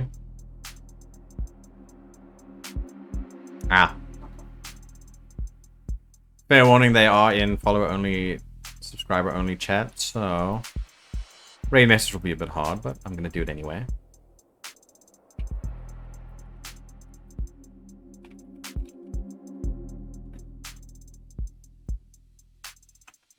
Aha. Thank you for coming out as always, chat. If you don't have my emotes, feel free to use your own, though again, Emily is in follower-only mode, so if you're not following her, that might be a moot point. But either way, thanks for coming out. I will be back on Thursday with either Easy Delivery Co. or more of this. I'll see how it works. Have a good time. Stay hydrated. Tell Saku he's cool. Saku, if you're here, you're very cool. And I'll catch you next time. Bye.